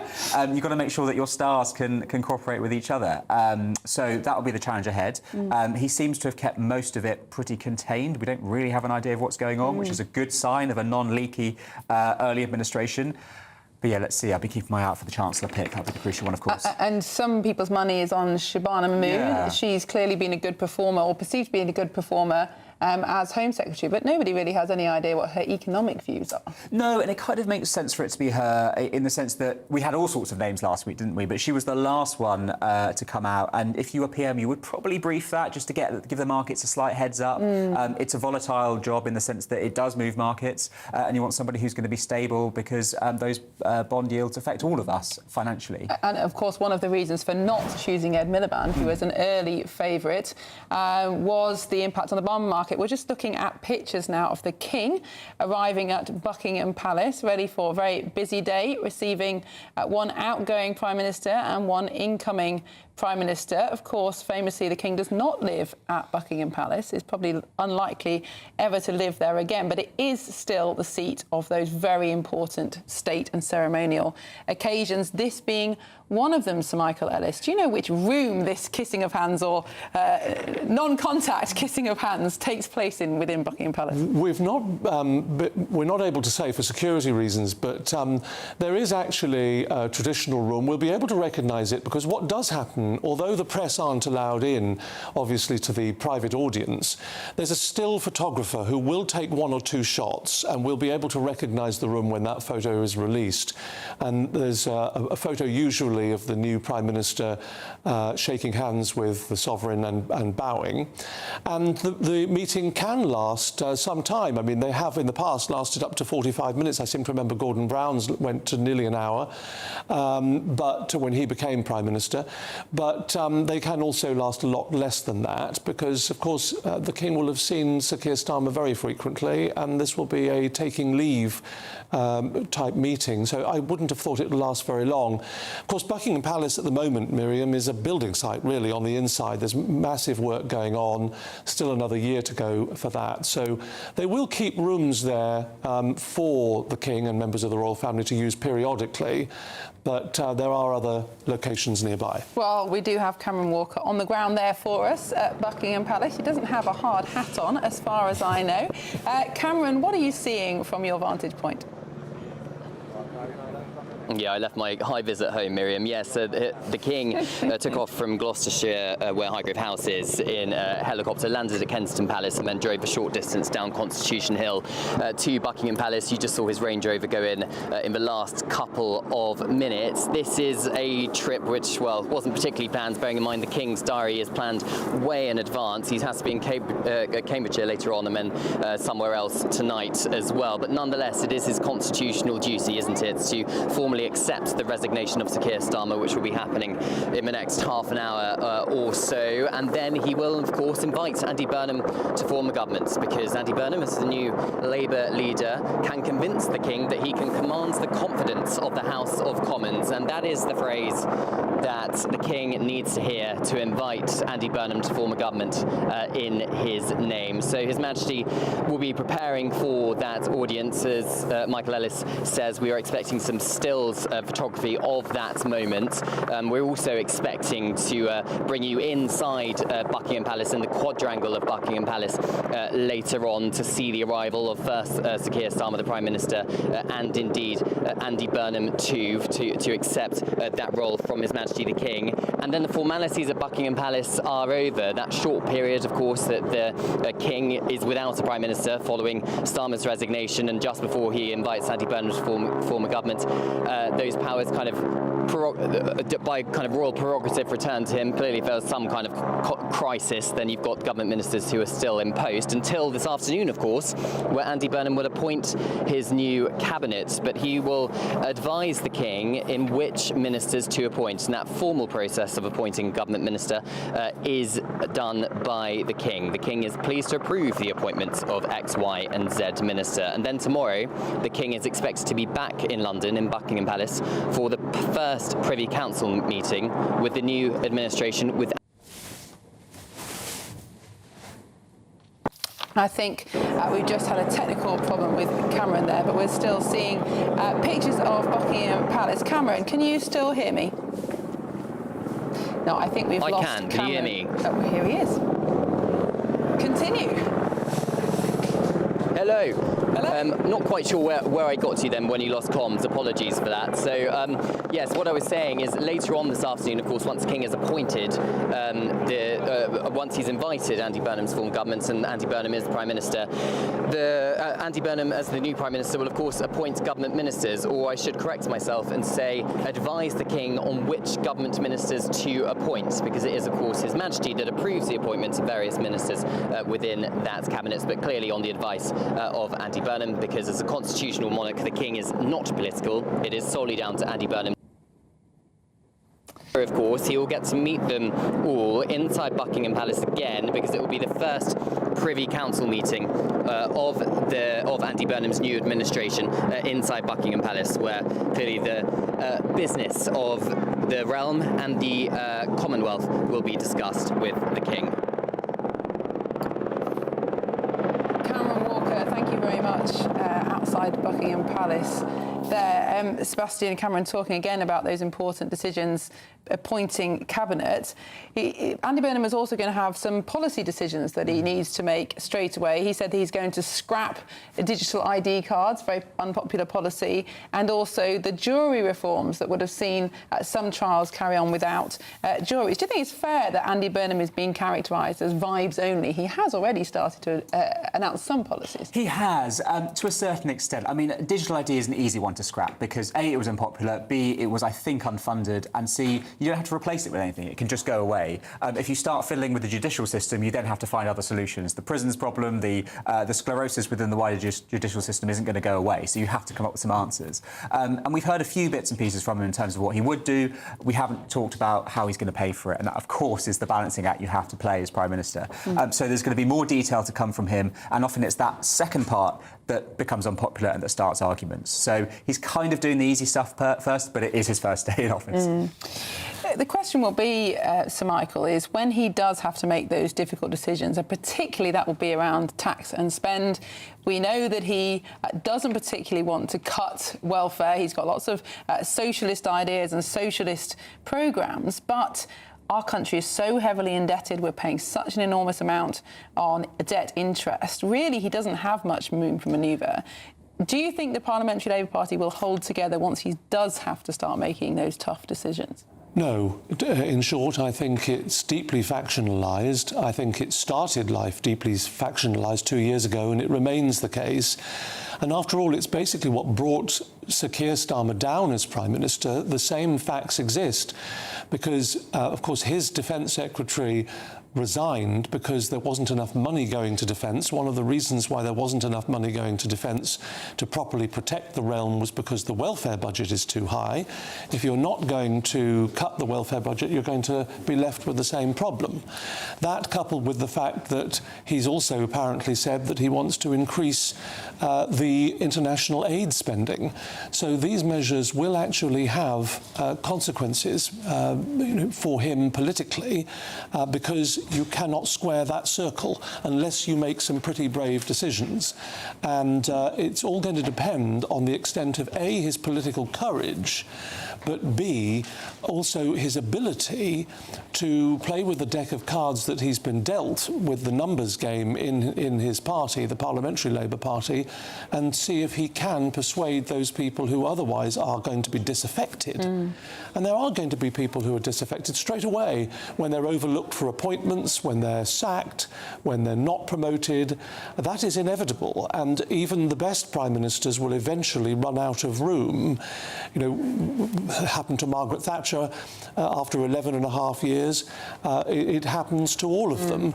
But the reality is all of these people currently in Downing Street, so this reminds me, I've been in Downing Street at this, the equivalent of this moment when Boris Johnson... I was there too. Yes, exactly, Miriam. And the crowds are supporters. They're people who either may have been supporting members of Parliament, they may have been workers in Number 10 or at Labour Party headquarters. There'll be a number of supporters there from over the years. They're just there to take in this moment at the end of this particular era. And there's the lectern. Now, of course, Burnham has said he's going to get rid of the lectern. I have to say, you know, as someone who has delivered speeches, lecterns do have a use. I mean, you do need somewhere to put your papers. scissors. It looks a bit awkward carrying them in your hand, and it's actually quite nice to lean on, to have something, in front of one to sort of to have. So it has a practical purpose. But these are the little performative measures, that and the clothing and so on, which he wants to use to send a signal that he's different. It's not these tiny little measures that make a difference. What actually matters is the leadership, and that, I think, we've seen no evidence of. They do seem tiny at face value, not wearing a suit, ditching the lectern. But there's another school of thought which says that these are important in showing respect for the office. Agreed. He will be very shortly the Prime Minister. That is a constitutional office, an office that is deserving of respect. It's not actually about him as a person, Andy Burnham, and he might have a personal preference for navy blue t-shirts and black jeans, but the office demands the kind of respect. Exactly. I think that requires you to wear a suit, to be well dressed, to undertake the formalities that people expect. I agree 100%, and I think it's a mistake, and I think the general public would agree with you, Miriam, on that. And I talked about how Winston Churchill, in 1952 and later in the 50s, he was still putting a frock coat on to go and see Queen Elizabeth II. And wore a top hat, and that carried on well through the 60s as well with prime ministers. Now we've got to this point, but I actually think it sends the wrong message, and also it's impractical. Other world leaders will see it as disrespectful. I mean, look at President Trump with Zelensky. Yes. Look at how President Zelensky, the reception he got at the White House, partly because of how he was dressed. It's the image that you project. It's the respect that you're showing. We dress not so much for ourselves, but to project what we wish to achieve to other people. Well, two gentlemen who are always immaculately dressed, Andrew Pearce and Christopher Hope, are going to join us now outside Downing Street. Gentlemen, it does seem to be getting very busy. It's a beautiful day. I'm not sure Sir Keir Starmer will be feeling quite as sunny as the weather is projecting. What are you seeing where you are? Well, we've virtually got the entire cabinet that is outside Downing Street, ready for his speech in a couple of minutes' time. The Deputy Prime Minister, currently David Lammy, and next to the Chancellor, Rachel Reeves. Yes. Steve Reid, we've seen, who's the probably Starmer's best friend in the cabinet, tipped to be axed, don't you think, Chris? Yeah, Lord Hermer is there, of course. Jenny Chapman, who we were speaking to moments ago, on screen there. You can see some A's to the left of the podium, and also Sir Sadiq Khan, Lord Khan, yeah, he's there. So he's pushed his way right to the front. Did you notice? Well, they all are. Elbowing his way to make sure he's caught in the cameras. It's called donutting, Andrew. It really is. It is. Around the leaders. And of course, all the other people you can see there, the Downing Street officials, people work in the press office and the policy unit. Some of those will be leaving with the Prime Minister. Some will be staying. Most of them, of course, here are civil servants. That's right. I'm looking at Patrick Vallance, the Science Minister. Darren Jones, of course, he'll be quite smarting today after his big idea of these ID cards was axed. Which I think means he might be axed from the cabinet too. Well, you might a lot of speculation. He does rub about the wrong way. Yeah. I think that could be from the back in that purple dress. I can't see who it is. But not Bridget Phillipson, no, someone else. But yes, there's about 150 people here. A lot of Starmer loyalists. Many of them out here for the last time, of course, Andrew, because they won't be here for much longer. So some of these ministers, we think 8 cabinet ministers may lose their jobs. Yeah. Some of them are there too. And you've got some very interesting stuff to talk about the cabinet reshuffle. After Starmer's gone, we can talk about that. Because you've heard about some big new ministries and who's got some of these big new jobs. Yes. I was looking. Can you see Lisa Nandy there anywhere? No, I can't see Lisa Nandy. She's a big winner from the reshuffle this afternoon, we think, from Andy Burnham. This really is the exit of the Starmerites, Andrew. It is. It's people who won't be around much more in the public eye. And that light blue dress, Jenny Chapman, Baroness Chapman, talking to Steve Reid, who's the Housing Secretary. He'll be fired, in my view. Probably Starmer's closest friend in the cabinet, and she is, of course, a very personal friend of Starmer and the family. I think in many ways, it is a journey they've been on since they took the party over from Jeremy Corbyn. Yeah. They have made this party electable. Yeah. They deserve the credit for that. Yeah. They won that huge majority in Parliament. They get that credit, even though it's quite a slim, a shallow majority. But they couldn't deliver on the promise, could they? All these people here really have failed to keep their guy in office. He is now leaving in about 5 minutes' time. And we know he's feeling, one word that was used to me was he's feeling bitter and let down, and he's blaming all sorts of people, but the one he's blaming most of all is Ed Miliband, who I haven't seen here today. No. He's the net zero secretary. He was the first cabinet minister to say to Keir Starmer, you must set a timetable for your exit and departure. That bruised and wounded because he thought he was a chum, and he was also a North London neighbouring constituency MP. This really is the last gathering of the Starmerites. These are people who are all loyal to Keir Starmer. The ones who are going to benefit from the change of government aren't here. No. So the people you'll be seeing, Lisa Nandy, you'll see. I can't see Shabana Mahmood, for example. No sign of her. She is likely to be the new chancellor we expect. These people, most of them, are not the civil servants, but the political appointments will be moving out and moving on to new things. Andrew, it's always extraordinary when the 1 PM goes. He takes a lot of people with him. He does. A lot of these people have backed Keir Starmer to be a success in office. I think he hasn't by his own. He wanted 10 years in power. He's done 2. 2 years and 15 days. The shortest-serving Labour Prime Minister in history. They've only had 4 Labour Prime Ministers who've won a general election since the war. He's the 4th. It was Attlee, Wilson, Blair and Starmer. So he's a history man. And that's why I think he's feeling so let down that it didn't work for him. 2 years, 15 days. Less than Theresa May. Yes, I should say that we can only hear the noise of other journalists speaking about what's going on and the helicopter overhead. What we can't hear is music being played. There's a demonstrator, we won't name him on air, who plays music all the time, and he drowned out half of Keir Starmer's resignation speech with Ode to Joy by Beethoven. And he did the same with Rishi Sunak when he was launching that disastrous election campaign in 2024 when it was also pouring with rain. That's right. So he's not here. Well, that's been stopped because the Met Police have imposed an exclusion order for any loud broadcasting equipment. Some people may see that as an interruption of freedom of speech, but actually, it's that guy is a real pain. Well, he's a pain to broadcasters because he gets in the way of us showing our viewers and listeners at home. And broadcast is an important part of the democratic process. That's how politicians get their message across. Very difficult if you're being drowned out by Ode to Joy, which, by the way, is the theme tune of the European Union. Well, so I don't like that. Well, that's why he does it. I mean, critics might say, why weren't the Met sharper to do this when the Tories were in office? Because the Tories probably didn't do anything to complain about it. They just put up with it. Put up with it. Well, they shouldn't, and they aren't. Now, that's why we're hearing more. Again, we're looking at the podium in front of number 10. We'll see Keir Starmer in front of that shortly. I don't think we'll see a podium for Andy Burnham when he's appointed. The modern approach. And will he be will he change out of his suit and tie when he meets His Majesty the King?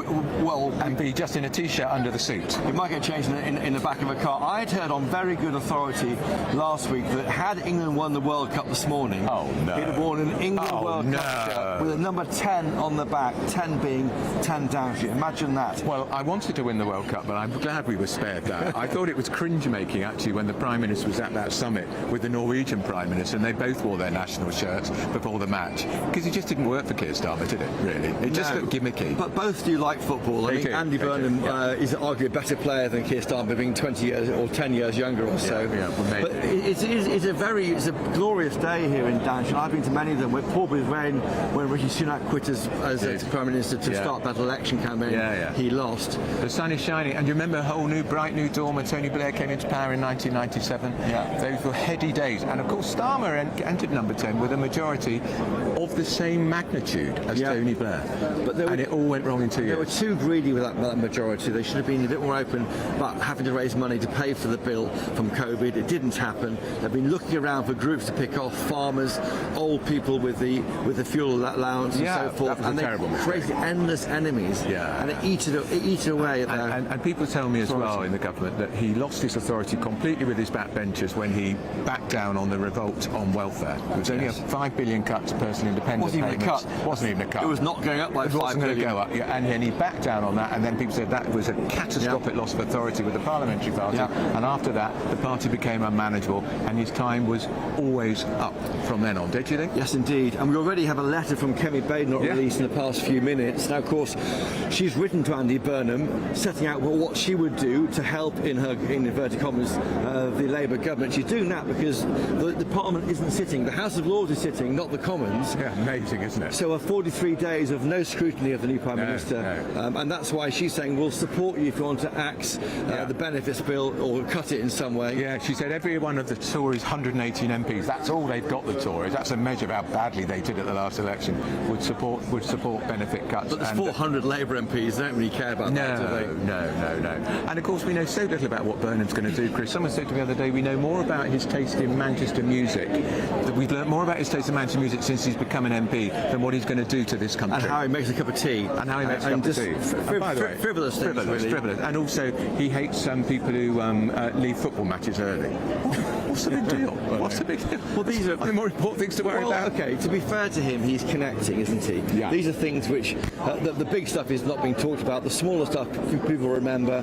He wants to maybe allow people to drink in the stands at Premier League football games, for example, which he can't do at the moment because of measures brought in by Margaret Thatcher in the 80s. So he's looking at ways, easy wins, I suppose. Yeah. And we will be seeing, I think, measures announced later in the next few hours, I think, on cost of living. But he can't go too far outside of the manifesto. And we thought he might be doing something today on drilling at North Shore, but I'm now told that's going to be a few days away. But he's probably going to have an announcement a day, isn't that what they should do? He's probably going to go to Scotland. I think the first visit Burnham will do this week is Scotland, then Wales and Northern Ireland, in that order, I expect. And when you go to Scotland as Prime Minister, you've got to talk oil. Talk oil and gas. Because don't forget, the Tories won their first by-election in Scotland a few weeks ago. It was their first by-election win there since 1967, and it's because the Tories talked about drill, Aberdeen baby, South. Drill in Aberdeen South, because it's the great oil constituency. And of course, Ed Miliband had been the big opponent. But we're talking into here, Sir Keir Starmer coming out.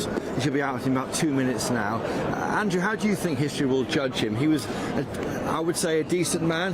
He made the party electable. He dealt with anti-Semitism after Jeremy Corbyn. When Andy Burnham was in Manchester, he was doing the hard yards down here. Yeah, a decent man, but he did throw an awful lot of people under the bus, Chris, to protect himself. You think about all the chiefs of staffs that went, the comms chiefs that went, and that catastrophic decision to hire Peter Mandelson will be probably one of his most grievous errors that he'll be judged for, because that will continue to haunt his legacy, don't you think? There's no question that's what brought him down, and the appointment of Peter Mandelson, which he clearly didn't want to do. He outsourced that issue to people who knew Peter Mandelson, and that's what made him so cross. People tell me they never saw Keir Starmer crosser than when discussing Peter Mandelson. Because he hardly knew Peter Mandelson, but they said he's the man to be your ambassador in Washington because he'll be able to deal with Donald Trump, because he's serpentine, slippery, crafty, and here he comes. And here comes Sir Keir Starmer.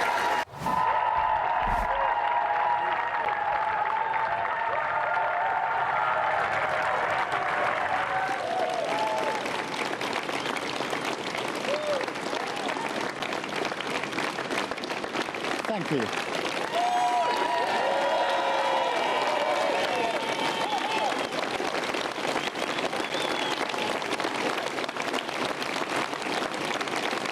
Thank you.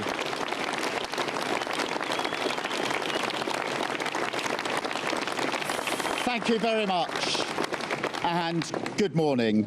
I'm about to visit His Majesty the King to offer my resignation and close the book on my time as Prime Minister. My work is done. In 6.5 years, I took our party from a historic defeat in 2019, changed it so it was fit to face the country, and won a landslide general election victory in 2024. Since then, it has been the privilege of my life to serve you and this great country as Prime Minister. And I am confident that Britain is now stronger and fairer than it was 2 years ago. Our economy is stronger. Our public services are on the up, with the biggest fall in waiting times for 17 years. Children are being lifted out of poverty every single day. Immigration is down significantly. Our defence and security are on a far stronger footing, and our international reputation is greatly enhanced.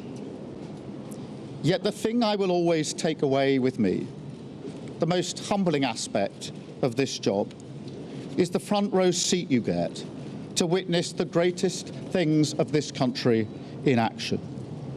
to see every day immeasurable acts of resolve, grit, decency and compassion from people who serve our country, whether that's in their regimental colours, NHS scrubs, or simply the millions of people in their communities who volunteer their time and their effort to the ground beneath their feet.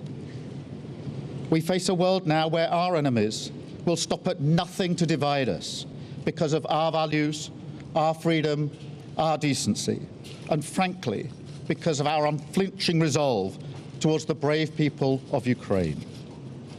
And so under this attack, it is vital that we remember the greatness of the Britain all around us, that while we debate how to fix our problems, there is something we inherit from our country and our character that can give us confidence, that we can change our country for the better, that we can create a Britain where every child can go as far as their talent will take them, and we can unite different people under our common flag if we don't succumb to that division. So, as I now pass the baton to Andy Burnham, I wish him every success. He has my full support. And finally, I want to thank once again my family, Vic and our children, my team, all the staff here and across the Labour Party, everyone at Number 10 and across the civil service, and everyone who has supported our efforts along the way. For all the focus on individuals, politics will always be a team sport, and the changes we've delivered for our country and our party belong to everyone who has fought for them. I thank them again today, and I thank the British people for the opportunity to serve. I go with good grace, I go with a smile, and I go proud of everything that we have achieved. Thank you very much.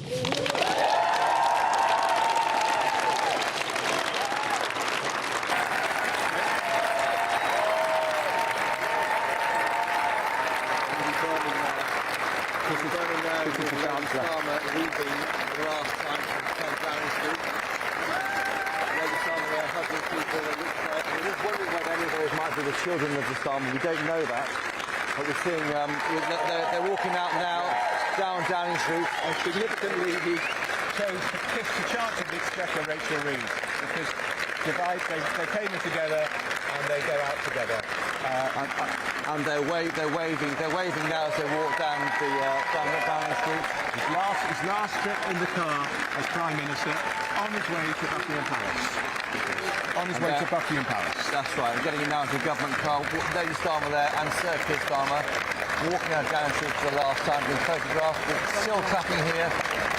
30 seconds of applause now from the team. They are tinged with sadness. I can't see any tears. I think the tears really happened a few days ago. Yeah, because when he made his speech announcing he was going, he was emotional. He was emotional in the Commons, but he's kept it together today. I think he was determined to do that. The applause continues. The escort goes. Here it goes, leaving Downing Street for the last time as Prime Minister. And what we didn't see, of course, was him with his children walking with him down Downing Street. We saw him and Lady Starmer climbing there into the car, but not with the family. And now they are on the way to Buckingham Palace. It's a short 10-minute drive across London. The King is waiting for that moment when he'll arrive there to hand in his notice or formally resign as the Prime Minister. And there we have it. Well, Christopher, Andrew, thank you very much. Really interesting and short speech there from Sir Keir Starmer. And as Andrew and Chris noted, he did not become emotional. He held it together, no tears, even when talking about his family. Well, let's bring in Kwasi Kwarteng now, who is here with me in the studio, former Chancellor, of course. You've stood in Downing Street at similar moments. A number of times. For all the political wrangling that's gone on to get us to this point, the human element of that is plain to see. We've seen Keir Starmer hug Rachel Reeves. She's undoubtedly going to be out of a job very shortly. These are people who've had high-flying careers and yet suddenly have come to this end in politics. I think that's the nature of politics. It is a game, if I can put it that way, which is very unpredictable. It's a form of human activity where you can't really predict outcomes. And as everybody knows, in the last 10 years, we've had a very turbulent time. I think this is the King's 4th Prime Minister. He hasn't even been in on the throne for 4 years, but he's seeing his 4th Prime Minister. It's a turbulent time, and yes, you're right. There is a human story behind the fall of these prime ministers. I think Keir Starmer seems utterly bewildered about what's happened to him. I've seen him a number of times now talking about the amazing things he did, but there seems to be no understanding of why it was that his colleagues, parliamentary colleagues, wanted him out. And I think he's quite, and he's kept saying, "Oh, I leave with good grace," but in a way he says it so many times you kind of question, how good that grace is. It's a difficult time for him. I think there will be some relief from his family. I don't think his wife necessarily was particularly comfortable in that role. I think they will feel they've got their life back. But I fear Keir Starmer, and I've seen this with other prime ministers, will be puzzled as to why it is that having won the election only 2 years ago, he's now essentially been ushered out. Well, it's interesting, though, isn't it, Kwasi, that this job was also the end of Rishi Sunak, in a way. And Rishi Sunak and Sir Keir Starmer, both very professionally successful men who had succeeded in everything they'd done up until the point of becoming Prime Minister. And yet it turns out that the kind of professional skills that both men had are not transferable necessarily to the cut and thrust. Well, so I always thought they were very similar, actually. I mean, even during the 2024 election, even though they were nominally opponents, they were professionals, but they had no narrative. They couldn't tell a narrative. Let me just pause you there, Kwasi. Sorry, we're just seeing pictures of Starmer travelling to Buckingham Palace. We saw the King arrived there a few minutes ago. The King ready to receive Starmer's resignation. So, Michael Ellis, just remind us what will be happening once Sir Keir and Lady Starmer arrive inside the gates of Buckingham Palace. So he remains Prime Minister at the moment, Miriam, and he's got the Prime Ministerial motorcade there. They've entered through the central gates at Buckingham Palace. And what's going to happen is that he'll be greeted at the palace doors in the inner courtyard by the Right Honourable Sir Clive Alderton, KCVO. He's the private secretary to the King, and he will then be taken by Sir Clive and greeted as Prime Minister and taken up the staircase and into a private audience room where he will have an audience with His Majesty the King. And this now is at Buckingham Palace. And there's the Prime Minister. That's one of the King's equerries. And that's Sir Clive Alderton there, the King's private secretary. Sir Clive has been working for His Majesty for over 20 years and was a former British ambassador in Morocco, and has been His Majesty's private secretary since before His Majesty came to the throne. He was private secretary to the King when he was Prince of Wales. And the Prime Minister's wife, Lady Victoria Starmer, accompanying him. And they'll now have an audience with His Majesty.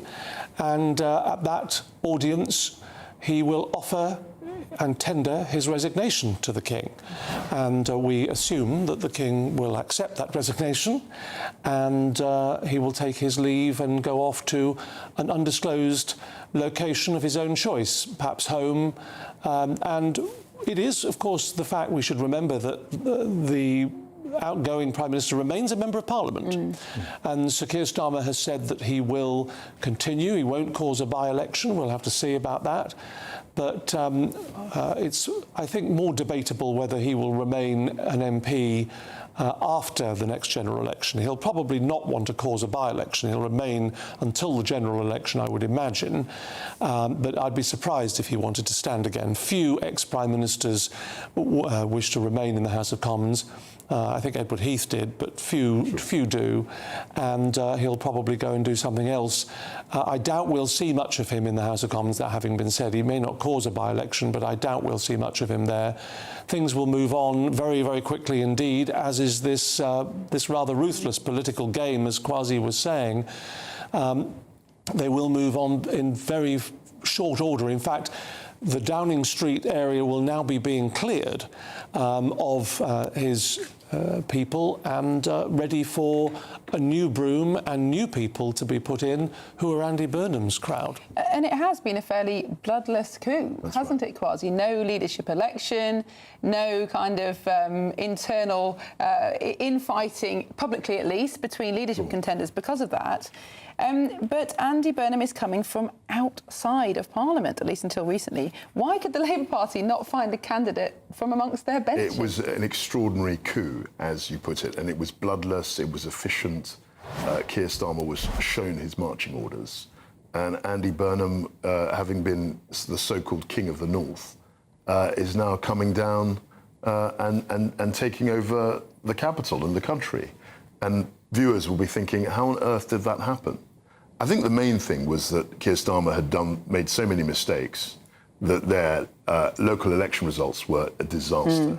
You've got to remember that 60%, 3 in 5 of the Labour councillors that were seeking re-election lost their seats. And I think MPs, Labour MPs, looked at this and said, with Keir Starmer, we are heading to a massive defeat, and we have to do something to prevent that. And as a consequence of their reflecting on local election results, this very slick, dare I say it, coup has been inflicted. Now, I think a lot of people in Britain, viewers, will be saying, well, we didn't vote for this guy. We don't know who he is. There should be a general election. And I totally understand it. And ironically, Andy Burnham, I remember when Liz Truss left and Rishi Sunak took over, Andy Burnham was one of the most prominent Labour voices to say we should have a general election. Of course, now he's saying the opposite, I suspect, and he wants to enjoy or start enjoying, you know, his high office. He may change his mind, though, Kwasi, because this massive Labour majority has not proven easy to manage, and certainly there are some voices in the Labour Party privately saying that actually the majority is too big. MPs can exercise too much independence. They have too much influence in the press. It'd be better to have a tighter ship. I think you're right to an extent, but the psychology of coming into Downing Street, having a majority of 170, and then willfully causing an election where your majority will be slashed, if not disappear altogether, that's a very difficult thing to get your head round. You've got to remember, when Theresa May called that election, the polls were suggesting that she was 20 points ahead and she was going to win a landslide majority when she only had a majority of 12. So she called that election thinking that she was going to get a much bigger majority than the one she had. In this circumstance, Andy Burnham, if you look at all the polls, he may have a bounce, but all the polls suggest that it'll be a hung parliament. Or if he's very lucky, he can maybe squeeze a very tiny majority. Now, he's got a majority of 170. On what planet, is my question, does he think that by calling an election, he's going to strengthen his position? Well, we'll have to see whether or not he gets a bounce in the polls. Sir Michael, we now have a lot of ex-prime ministers still living. Do you know if it's a record number? I mean, we've got Sir John Major, we've got Tony Blair, Gordon Brown, David Cameron, Rishi Sunak, Theresa May, Boris Johnson, Liz Truss, Keir Starmer. Is that 9? Have we got 9 living? With the current Prime Minister, will that be 10? It'll be 10. So where you'll really notice, I think it is a record. What I think, where you'll really notice it, of course, is on Remembrance Sunday at the Cenotaph, where they're all expected to attend. It's the only really main duty that the country expects of ex-Prime Ministers, to attend for those few minutes to pay respects to the fallen of this country. And that's on the Sunday in November, where at the Cenotaph, and we will see them all lined up. So yes, and of course it is rather expensive for security reasons, having that many Prime Ministers still going. The last time that we actually had a Prime Minister who was sacked by the Sovereign was 1834. They've all resigned since then for various reasons. But King William IV was really rather annoyed with Viscount Melbourne was the Prime Minister in 1834. They'd been having rows about the Reform Bill, and King William IV dispensed summarily with the services of the then Prime Minister, Lord Melbourne. But that was nearly 200 years ago. Since then, they've all been resigning as and when they've had to, rather than when they've chosen to, in many cases. And we have seen many tears since those days, including, of course, Margaret Thatcher was a little emotional when she left Downing Street for the last time after 11.5 years. And it is often extremely difficult. It's a wrench, of course, because it is totally all-invasive being Prime Minister. No matter what party you are, it's a way of life rather than anything else. And it is all-consuming. And so when it comes to an end, often very quickly, it is quite a shock to the system. And we see cars leaving all the time, but I don't think we can assume that those are necessarily official cars, because it's a little bit early, I think, yet. But interestingly, the police, of course, dispensed with the services of noisy protesters in Whitehall today, Miriam, because we've had many significant historical events really rather spoilt by the playing of loud music, drowning out speeches and so on, and sort of seminal moments in British political life.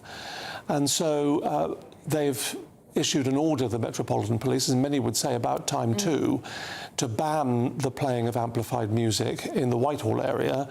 I believe that there are those that have chosen simply to take it a few yards to Buckingham Palace and outside of the police restriction zone. But we shall see if they're Kwasi, let's come back to this turbulence, because we've just been saying we've probably got a record number of living ex-prime ministers. There have been times in the past, in the early 1900s, for example, where there have been rapid changes of prime minister, but they've been where there have been quick succession of general elections, and one prime minister's gone out but then come back again as leader. Whereas now what seems to be happening, in another football analogy, is as soon as one person has seemed to be a failure, loses popularity, loses an election, they are gone. And we're seeing much higher turnover of personnel. If you look at history, the extraordinary thing about the past is that prime ministers came and went, but often they would come back. So I think Gladstone was Prime Minister 4 times. That's right. 4 separate. Stanley Baldwin in the 20th century was Prime Minister 3 times. Churchill. And they would come back. But now we're much more ruthless. And if you, as a Prime Minister, leave office, your chances of coming back as a Prime Minister, I know Boris probably has different views on this, but your chances of coming back as a Prime Minister are almost zero, because the political system, the political cycle, if you like, is very intolerant of comebacks generally. Yes, people can come back in high office, but for a Prime Minister to leave office and then come back into office hasn't happened for about 50 years. I know Wilson did that. But it's increasingly rare. And even in America, Kwasi is quite right. I mean, Trump is the first president to have been elected, left office, been a gap, and come back in since the 1880s, I believe. That's right, 1890s. And that's only happened twice. So I think once in the modern world, once you've had the highest position and for whatever reason have left office, I think it's practically impossible. I mean, in some ways, Andy Burnham is actually one of the most experienced prime ministers we've had for quite some time, because he was an MP and a cabinet minister for quite a long stretch in the Blair-Brown government. He's been active continually in politics since then, yes, outside Parliament, whereas we've seen in recent years somebody like Keir Starmer or Rishi Sunak, who've become prime minister after very, very little time in Parliament and in politics. Perhaps that will actually serve him well. Well, let's see, Miriam. I mean, the way he's presented himself is almost as a kind of outsider. Yes. Which is absurd, because he was elected to Parliament in 2001, almost a full decade before Sir Michael and I were elected. He was a cabinet minister certainly before we got into Parliament, and he spent a long time as an MP. Now he spent quite a long time as mayor of Greater Manchester. I dealt with him when I was business secretary, and so he's been in the political world for a very long time. But he's presenting himself as kind of everyman, sort of ordinary guy. A little bit like Sir Michael, and I don't think Andy Burnham would appreciate this parallel, but a little bit like Boris Johnson, who'd also had a fairly long political career, who'd been a metropolitan mayor, who presented himself as an outside candidate despite being part of a sitting government. Yes. Do you think Andy Burnham might actually find the same pitfalls as Boris Johnson in terms of a country's a lot harder to run than a city? Yes, I think he will find that. There'll be a very big difference. And also, I do think that Boris Johnson was more of a known quantity by his own party and by others, and by the general public at large, because he was a rather larger-than-life figure and quite famous almost in a celebrity way, unlike usually politicians are not in that league. Andy Burnham is a lot less well-known than that, and what he stands for and what he will actually plan to do is really a blank canvas at the moment. And there's a significant controversy about that, because although, as we've been discussing this morning, there's no doubt about the constitutional legitimacy of his position and becoming Prime Minister in the next few minutes, there is an absence of a political mandate. Constitutional mandate, yes, but the political mandate is missing because he hasn't gone through any sort of leadership hustings, he hasn't been tested in the House of Commons in the past decade, he hasn't held high ministerial office in the same way that, for example, Liz Truss did or Theresa May did as a Secretary of State for various offices in the immediate period before they became Prime Minister. And so now we see a long period where he won't be in the House of Commons answering questions from Kemi Badenoch and others for multiple weeks. So there is a controversy to that aspect, and he's avoided the scrutiny of journalists as well, hasn't made himself available for the hard questions. Yes, he's done one or two interviews, but with friendly individuals by and large. And I think there is a controversy to that. And it may come, he's not going to be able to avoid that indefinitely. It may come as a bit of a shock to him. He's just delaying the inevitable. Indeed. Sure. But in his defence, Kwasi, he has been outside of London and outside Parliament. He is a human being. He cannot possibly get to grips with the challenges of every department, you know, the briefings from every single civil servant, just like that. He does need time. He can't stand up before Parliament and answer a question on anything. He doesn't know that So yet. I think the point that Michael made is absolutely right. He hasn't really held high office any time recently. I think the last time he was in cabinet was 2010.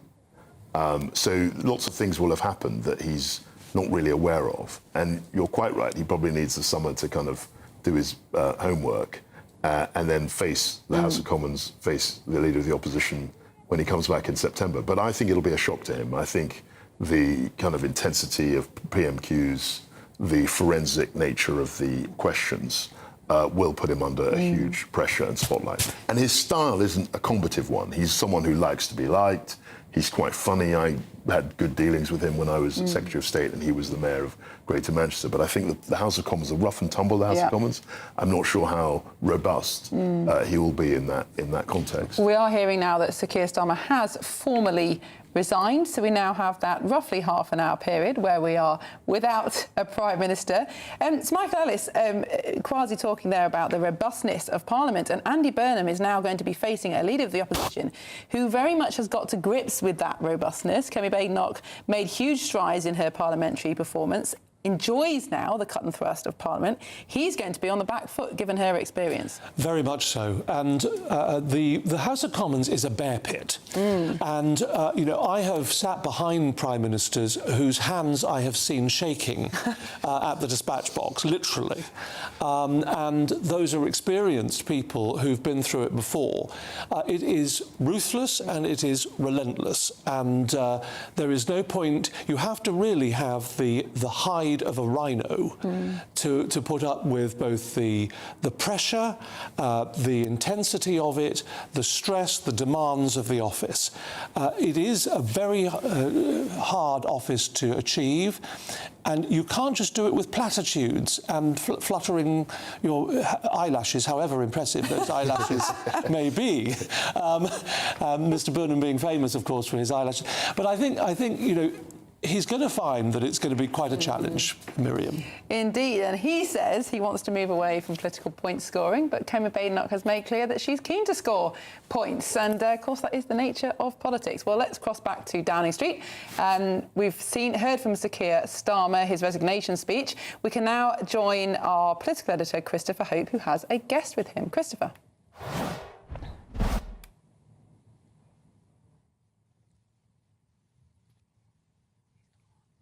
Thank you for joining us. Pleasure, Chris.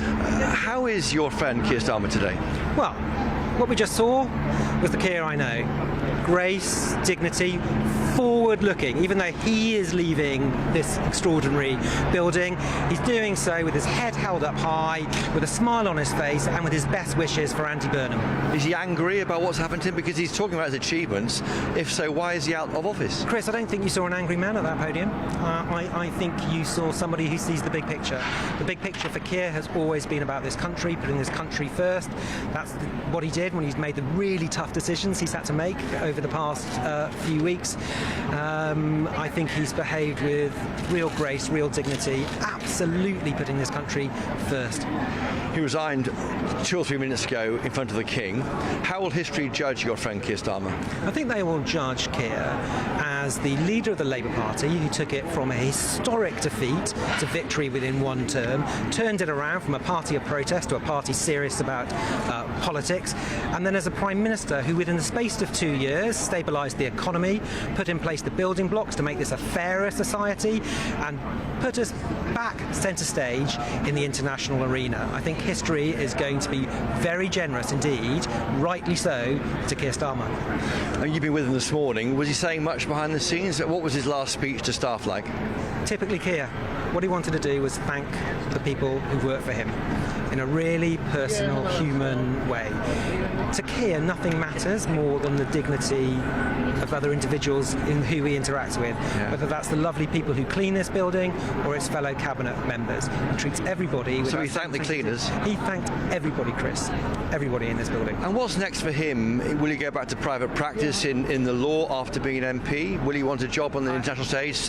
NATO Secretary General? I doubt you're going to see him down in Woolwich Crown Court anytime soon. Look, I think he's got a huge role to play internationally. He's been a phenomenal ambassador for this country. He was the first Prime Minister since Winston Churchill to receive the award from President Macron last week. That is a sign of how he's perceived on the international stage. He's a man I've known for 30 years, utterly dedicated to public service, and I think you're going to see that spirit carrying on. And how about yourself? Are you still the Attorney General? Will you carry on under Andy Burnham? Well, let me just look at the screen and see where quite... Yeah, I am currently still the Attorney General. I don't know, Chris. Look, whether I'm inside or outside government, I've had the most extraordinary privilege to serve my country.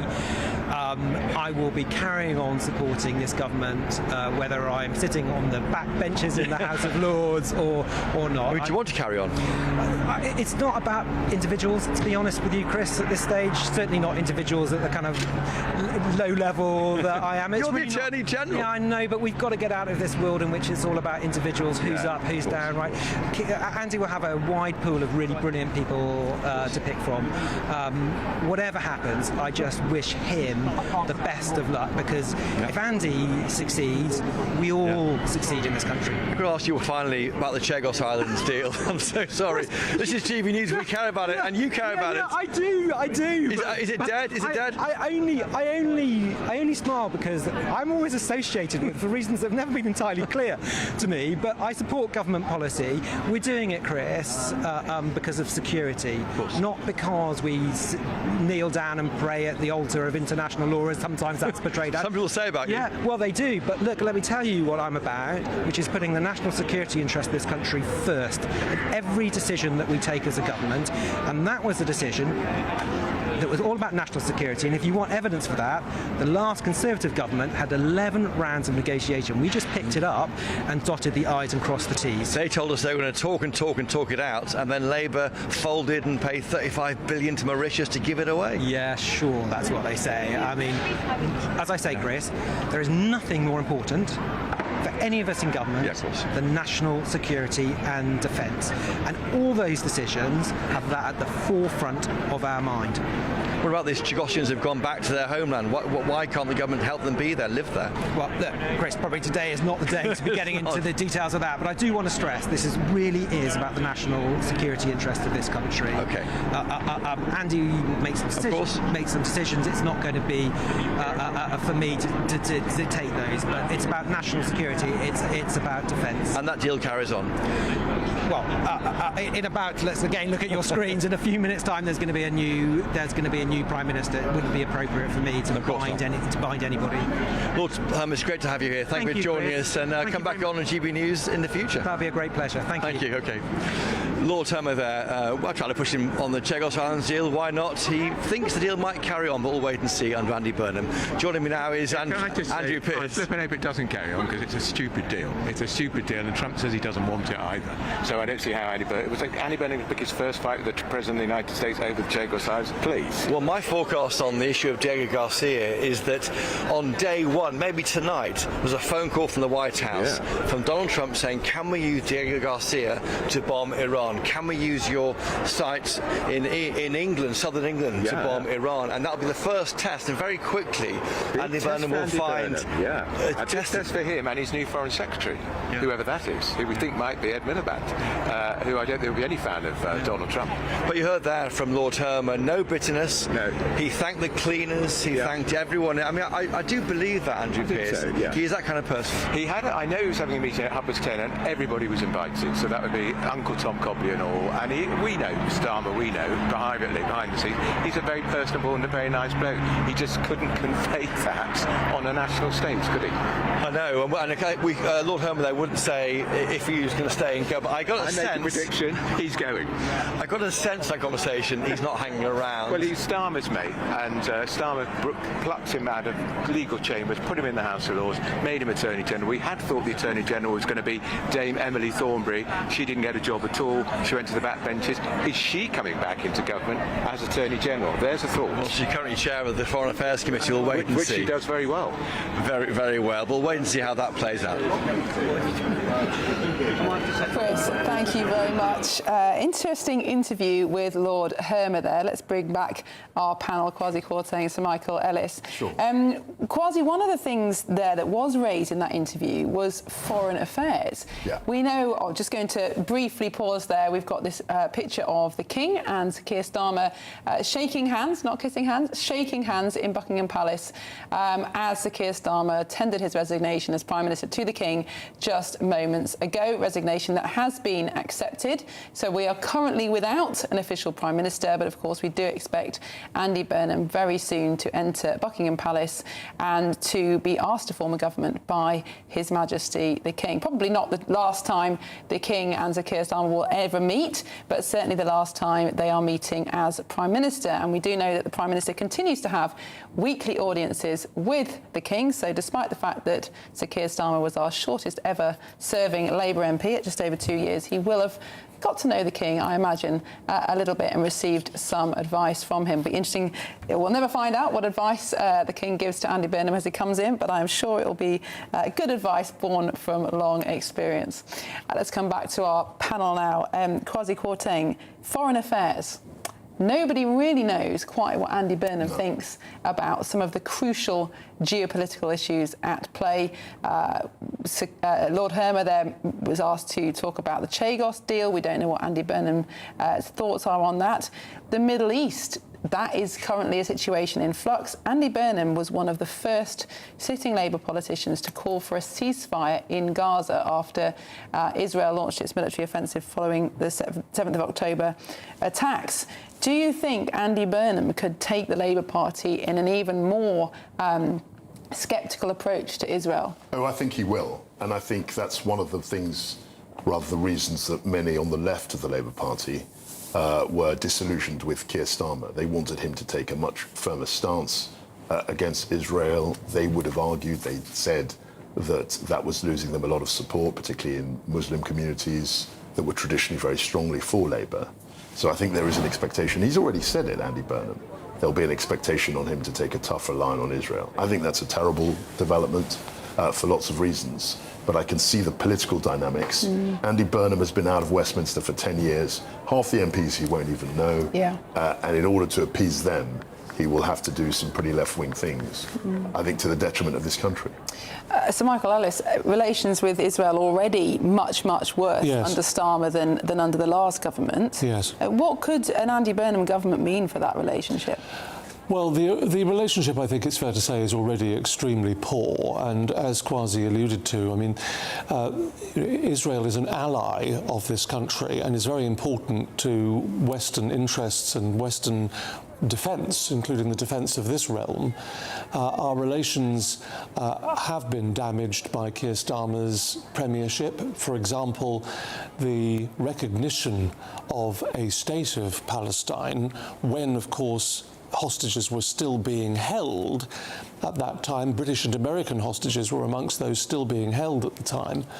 That was highly controversial and questionable under the Montevideo Convention for recognising countries, but also there could be further pressure. I think a lot of people in the Jewish community in this country were particularly disturbed that at a time when Andy Burnham had said very little about any policies, one of the first things he said was how Keir Starmer's government should apologise for not going far enough. And many people would question that. There are few countries that have been as hostile to Israel as the United Kingdom. There are some, but few Western countries have been as hostile, including a threat to arrest their Prime Minister and so on if he was to come to this country. So I think that will be a source of concern for many, but the fact that he's said very little about policies but has focused on that is, I think, an affirmation of Kwasi's analysis that he will probably go in hard, and we shouldn't be under any illusions that that's likely to be because of his assessment that he'll win votes that way rather than because it's the morally right thing to do. But we'll have to wait and see about that. I think you're quite right, and also you've got to remember that he's been around for a very long time, but we know very little about his actual philosophy. Yeah. He's been very clever at shifting. You know, he was a Blairite, then he backed Gordon Brown, then he was a Corbynite briefly. I mean, he's shifted around considerably, and I think his main task is to try and bring the Labour Party together. And if he feels he does that by raising taxes and being hostile to Israel, I'm afraid that's what he will do. Well, one fact we do know about, perhaps not his philosophy, but his worldview, is that he's a Catholic, and he is Britain's first Catholic Prime Minister. Now, in this day and age, perhaps that doesn't matter very much, but there is a constitutional function of the role of Prime Minister, which is to appoint Church of England bishops. That's right. Is there a clash here, Sir Michael? Well, there could be, because under an Act of Parliament called the Roman Catholic Relief Act of 1829. We all know it well. The fact is that anyone who professes the Catholic faith is not permitted to advise the sovereign on the appointment of Anglican bishops. For that matter, the same would apply to people who profess the Jewish faith if they happen to be Prime Minister under something called the Jews Relief Act of 1858. So it's not unreasonable, of course, because you might argue, because when you have a Prime Minister, any head of government that's able to make an advisory position as to a bishop, then it's not unreasonable to say that I don't think the Catholic faith would particularly want their bishops appointed by someone who isn't Catholic. I mean, Rishi Sunak was a Hindu. Yes, but the law is silent. I agree. That's my point. That's my point. Because there's no Hindu Relief Act, therefore that's right. We got around that particular point. They did get round that point. But as it happens, it's all rather semantic anyway, because now, I mean, the last Prime Minister to block the appointment of a bishop is believed to have been Margaret Thatcher 40 years ago. On what grounds, just that? I think the individual involved was said to be too left-wing. There was an issue, I think, one of the what's the point of being Prime Minister if you can't make a decision? Some might well agree with that. The winning candidate is still alive, so I don't want to say, but I remember there was. You remember that. But I think it's irrelevant, pretty much irrelevant now, because the Church of England process is simply to put one name up. Yeah. There used to be two names sent up, and the Prime Minister of the day could choose. But now only one name is sent up, and the expectation is that it will be that person. Technically speaking, the Prime Minister can say no, but it'll be interesting to see whether that responsibility is delegated to another a minister. It can be delegated to any other minister of the Crown, the Lord Chancellor, for example, or someone else. I think that's what would happen. And also, as Michael was suggesting, over the last 20 or 30 years, Prime Ministers have been less involved in those kind of appointments. Back in Macmillan's day, Harold Macmillan, he took a real interest on this sort of thing, who was to be a bishop, Archbishop of Canterbury. I think over the decades, Prime Ministers have taken... Yes. It's interesting, of course, that Andy Burnham has spoken about reform of the House of Lords, and Keir Starmer reformed the House of Lords by removing the hereditary peers from their sitting rights. Of course, many of them were perceived to often vote Conservative. The bishops, 26 of them who sit in the House of Lords, were not touched by Keir Starmer's reforms. Of course, many of them tend to vote Labour. People can draw their own conclusions about that, but not for me really to say. But I wonder if Andy Burnham will say anything about the bishops in the House of Lords. And there are 2 archbishops and the other 24 diocesan bishops in the House of Lords. I mean, and we've seen this countless of times. What they say in opposition is very different often from what they do in government. Yes. So Keir Starmer was saying we should abolish the House of Lords, and then of course he appointed Sadiq Khan to be a peer. So I think Andy Burnham will probably be... But one interesting thing, though, about Andy Burnham's Catholicism is that the roots of Catholic social teaching are actually much closer to the original founding of the Labour Party, a kind of, patriotic socialism, I suppose, that many people would criticise the Labour Party as having lost in recent years, become quite urban, become very woke.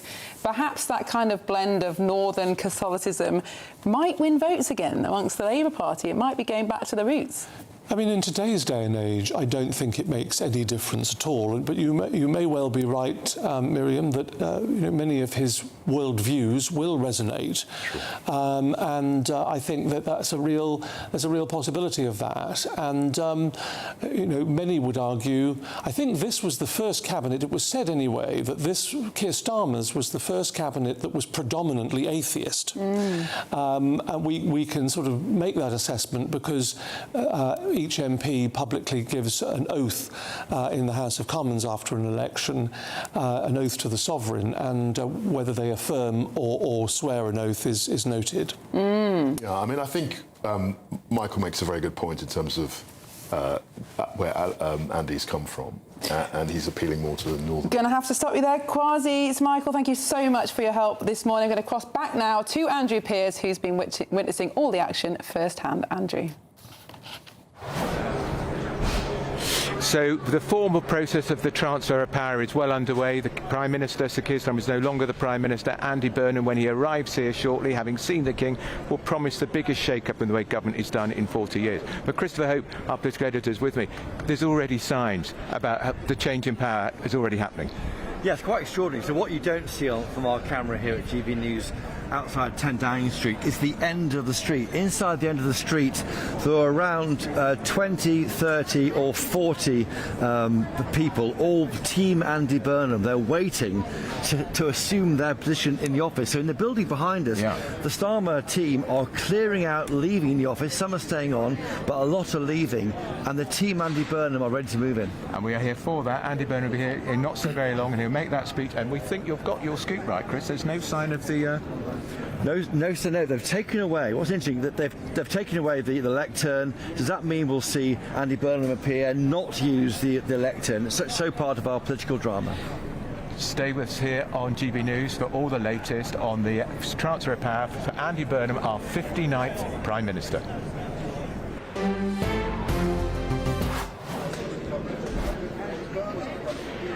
Andrew Pearce here in Downing Street. We are waiting the arrival of Andy Burnham as our 59th Prime Minister, the 7th Prime Minister since in the last 10 years. Extraordinary period. And with Christopher Hope, who is our political editor. Extraordinary times, Christopher.